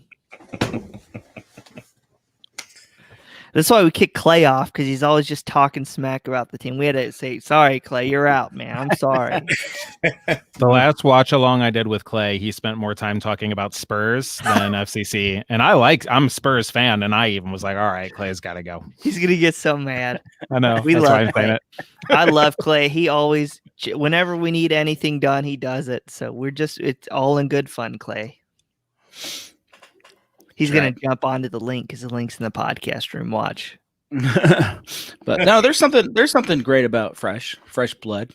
I always worry about CST becoming an echo chamber because all of us talk all the time. So that's like the great thing about when we bring somebody else in, and it's even subconscious. Like sometimes Clay and you guys can, Brad and Clay and Coach, you guys can all have the same take, and I might naturally absorb that take just by being like, oh, that makes sense. Because we're all smarter. I was going to say because we're right off. But that's the danger of an echo chamber, right? So that's the great thing about, and I think we try to do a good job of bringing in new people and new takes. Hagland. I hope he puts Hags at center forward. But you got Makocho out, you've got Medunjanin out, you got Sadad Bilsalam out. I'm guessing 3 subs. None of whom were Jimmy. That's right. 3 subs. There's still time for Jimmy. Oh wait, they still have one more substitution. Yeah, one more window, and 2 more subs. He could even get to 5 guys. So we brought in whom? We brought in Hagland, Hags, and Daly. Play right back. Daly, and who else? Is that it? Oh, they're saying we only made 2 there. There we go. Golly, God, you got to be kidding me. Yeah, I think Hags is our last goal. That set piece goal. Damn it.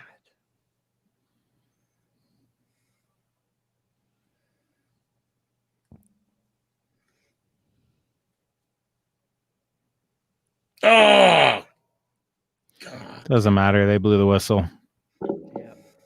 That's true. That was pretty Good good catch. call. Lacadia. Well, there's a coach here. Apparently. Elbowing Guzan. Which, by the way, is horse crap because if Yeah. Locadia doesn't move in his way, it's not a foul. Locadia has just as much a right to stand there as anyone. Now, if he moves in the way, then it's a foul. But he didn't. He just stood there. Not that it matters. And I wish their Viking clap was as jinxed as ours was. I will not do our Viking clap. Will not.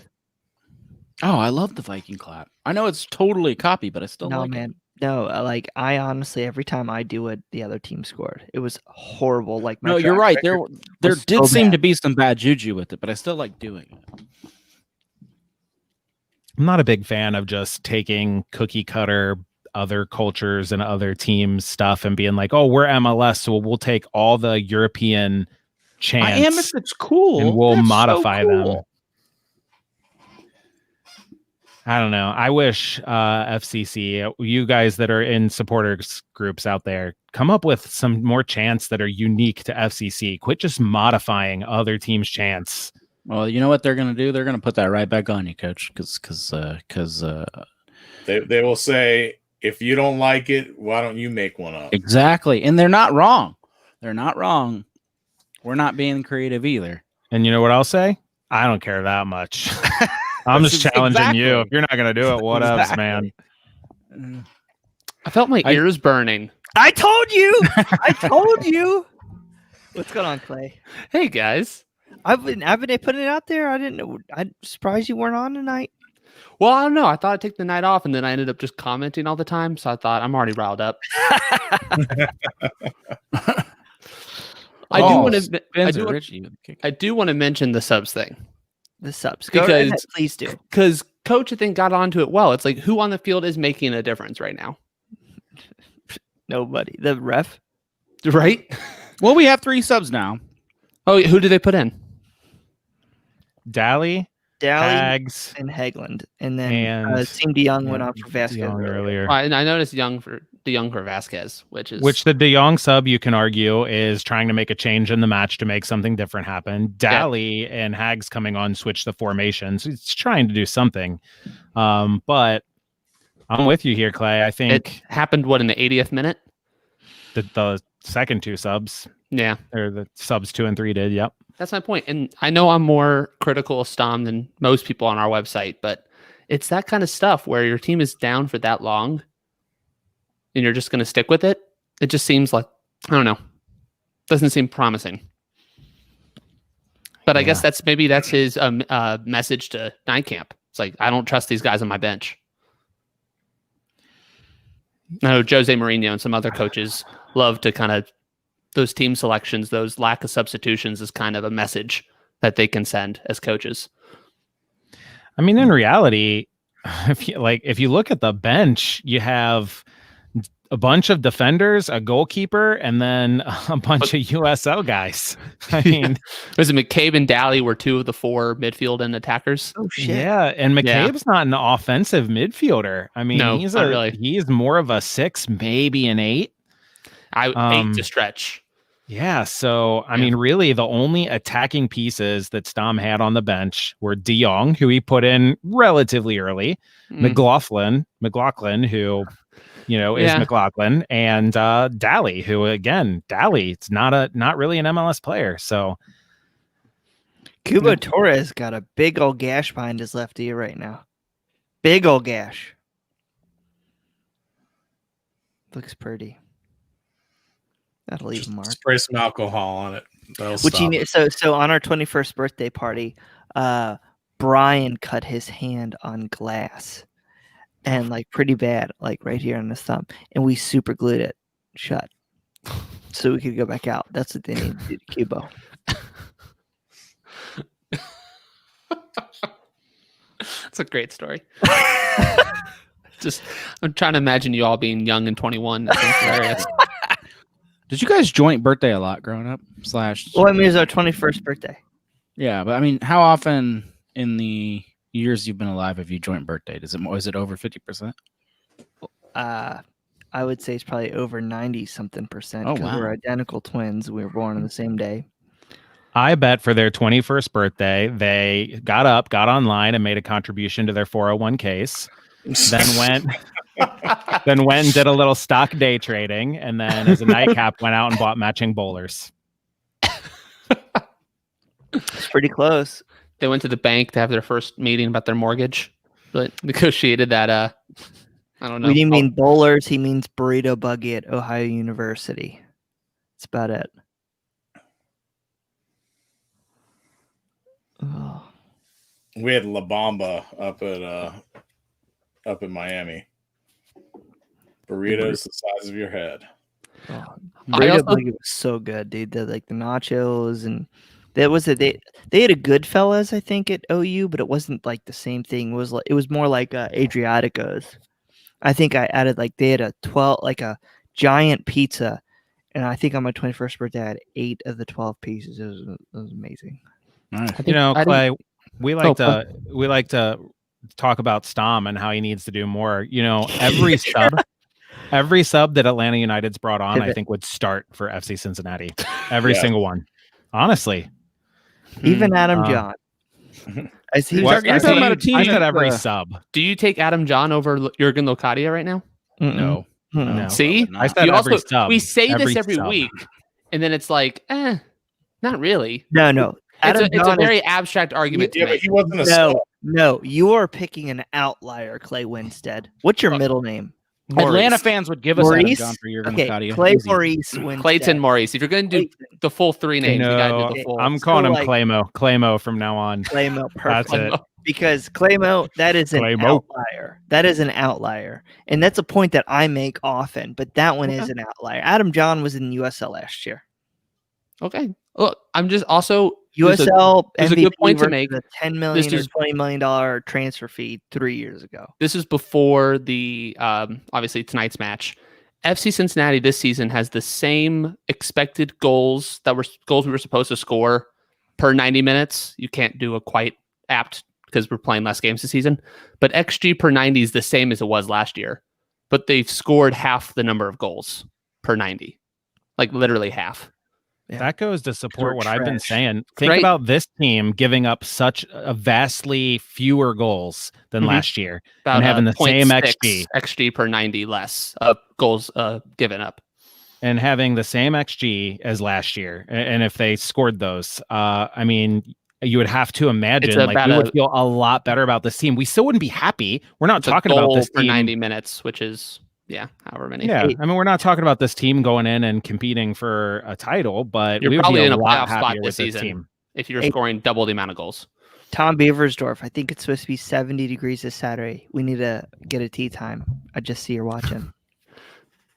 But yeah, I mean, we go from 0.5 goals per, half a goal a game this season to, if it's expected, it was a goal per 90 if you go to XG. So that probably wins you a couple of those 0-0 draws. So Is Then we're the in the Apple playoffs. Store still open? I'm sorry. Is the Apple Store still open? Yes, it Yeah. is. No. Not a beer. I wouldn't trust how long that would be. I have no inside information. I truly don't know, but just the numbers in this county are Yeah. very I was bad. just wondering. Hey, we're still at school. Well, We I, got I do a think minute and a schools are half more to go. important than consumer electronics, but That's true. That's true. maybe not here or there. When Probably people are doesn't like- get near the press, but No. Not with the new devices. I feel like somebody told me it was closed. It's been on and off, depending. But now it is. There's been new products, so they want How- to sell them. All right, how the hell have we not scored a damn goal? Because we're bad. I'm not We even should gonna write a start player fouling review. everybody. was Like, going they to get the win. ball. No, I mean I do think we started the half strong, and then it's just sort of kind of fallen off. And this team trails off. The first 3 teams- minutes. Man. First The 3 last minutes. 3 to 5 games, I would have to look more specifically, but it seems like we start off really strong in the first half. Whether or not we concede or not, we do have good Ooh. possession. We have good shots, whatever it is. But then in the second half, it just seems to kind of I think Andrew fold Goodman into killed somebody. nothing. I I'm just not wanna even see watching the Frank game anymore. What? Like, I just Where are you? see him like, get in a fight with somebody, get a straight red, like get fired up about something. Like that wide receiver on the Chicago Bears tonight. Did y'all see that on Twitter? No, I mean I I saw don't something on Twitter, but Bjorn and I were getting ready for He this. just walks up to the New Orleans Saints player and just like punches him in the helmet, unprovoked. That's what we need. Oh, we there's need no some such thing as pulse unprovoked. goals, watch your tackles, just Sometimes you just need to punch a guy, I guess. You know, I always want to punch the guy who tells me I can't lose any money at Mahjong or whatever it is. Mahjong. Oh, man. No, what the hell's that game? High You game. Mahjong? What's it called? Mahjong, like the That's the tile game. game? No. Boston told me, we went to the casino one night. He's like, you can't lose money in this game. You can't lose money. Why would you take gambling advice from Boston? He's like, you can't That lose sounds like money. your mistake. He's like, you play with the same $30. Keep in mind, we had been at Bachfest and it was 2 a.m. when I You lose a few you know, $100, there are and Boston's laws. like, few Yeah. $100. To listen That's to not Boston real in money. this situation. $200 at this Few game, right? $100, that's couch cushion Come change. on. I find $200 in my polka dot couch sitting next to my gumball machine in my sunroom that nobody uses because I don't have kids. $200. Right. That's not money. I'll take some of that I money. don't think I lost that night. Did I? I'll take some of that. Did? Do you Did have I lose? disposable income? I'll take Sure it. you did. What the hell game was that? I just Pai Gow. Pie Gal. And I'm just shocked. Brad sat down and he lost 7 hands in a row. I don't think I've ever seen any.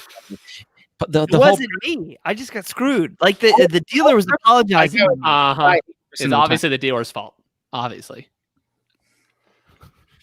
The reason you play Pai Gow is mathematically you tie 80% of the time, and Brad lost 7 hands in a row. Because of Boston. All right, so game Effort. lost 2-0. FC Cincinnati. Wooden Spood a coming. Yop Stom still a legend. Struggling. To Manchester United in 1998. Yes. Body language isn't good. Hands in pockets in an interview. All right, final comments. Bjorn. There's always next year, maybe. It's the hope that kills you. Claymo. Oh, I'm glad this is sticking. I can't be too critical because Stom said I'm not a real fan of the club if I'm too critical. So I'm just gonna pass on this one. Okay, Boston. I already knew that you weren't a real fan of the club, but I appreciate Stom for pointing it out. My final thoughts are that hold on to what we got. I'm team Stom in, Nightcamp in. I want 1 year. 1 year of peaceful. This is all very peaceful. This team right now. I love the peaceful stability of this team. New players. Let's let these guys do what we hired them to do. Stably bad. You passed on your closing arguments. Let Boston go. Right, you're out. All right, no, that's it. I yield my time to Brad. All right, Coach. For the serious arguments. I came into this match, I predicted a 1-0 win for FC Cincinnati. I think a lot of us were feeling actually optimistic about this match, which was surprising because the team hasn't given us much to be optimistic about. I think that this team has been a series of a couple baby steps forward, a baby step back. Nothing big. There's no big changes, which I'm not upset about. I think if you look at this match in isolation, they didn't play well. They lost 2-0. They created a few chances, nothing really brilliant. I think it becomes something that's difficult when you look at this match in isolation to have any positivity out. I think when you look at the past 3 matches in a row, I think this team is growing it and is doing something. However, today is not one of those where we saw that. I don't come out of this match today saying, but yeah, they did this and this, whereas the past couple matches I have. So hopefully that means good things for the final match of the season. Whatever it is, this Stom and company have a lot of problems to work on in this team. And whether they're the guys to do the job and to make that happen and to work on those things is yet to be determined. But I'm with Boston. So I'm kind of splitting the difference between Clay and Boston here. Is I have some cause for positivity, but I think that these guys, you have to at least let them fail miserably before you kick them to the curb. So let's see. I appreciate you, Coach. I try. I like the If spirit. nothing else, we came up with Claymo. So it's been a good night. It's about taking the wins. Yes. It's about taking the wins. Baby steps. A win to me. I got to hang out with my friend Bjorn tonight. It's been a tough time. I loved going out and hanging out in Mecklenburg Gardens. With Bjorn and all the people from Dienenstadt and the Pride people up at the ladder. And I think that's what's cool. There's a lot of great people around this club. Times are dark right now, but you know what? In the next 2 months here, we're gonna hit the refresh button and head on over to the Weston Stadium. But it's going to be interesting next couple months. We're going to see the dedication and the commitment to winning and what this team's going to be able to do and the skill and the talent of the people in place. So I think that it's going to be a tough road to hoe, but I think that we can all get through it together. So I appreciate everybody stopping along tonight. Boston, we got one more March to Match Day. Hopefully Tuesday night with Franco Panizo. Preview of Inter be big. Miami.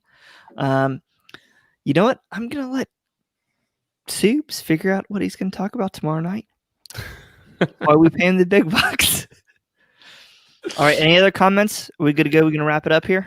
I will say I will end it positively. Well, good thing that you passed on your time, Clay. Go ahead. Well, fuck you later, man. I do think what you said about, Dina Shot and the Pride and all these places I think it's easy to be so negative and toxic. I'm speaking mostly myself. Because we're not, hanging out with each other, and we're not at the places we love, and we're not drinking to forget, at least in company. So I think while it's really easy for us to go like, hey, stop talking about the new stadium, like give us a product to cheer for, I think at the same time, looking forward to being with each other again is going to make next season, good or bad, much more enjoyable. All right. Well, for Boston, for Clay, for Coach, for Bjorn, I'm Brad Weigel. Thanks for listening to Cincinnati Soccer Talk and our latest watch along. You know what? Maybe next week, FC Cincinnati will get 3 points. So we'll see. All right. FC Cincinnati for now. Burrito Buggy for life.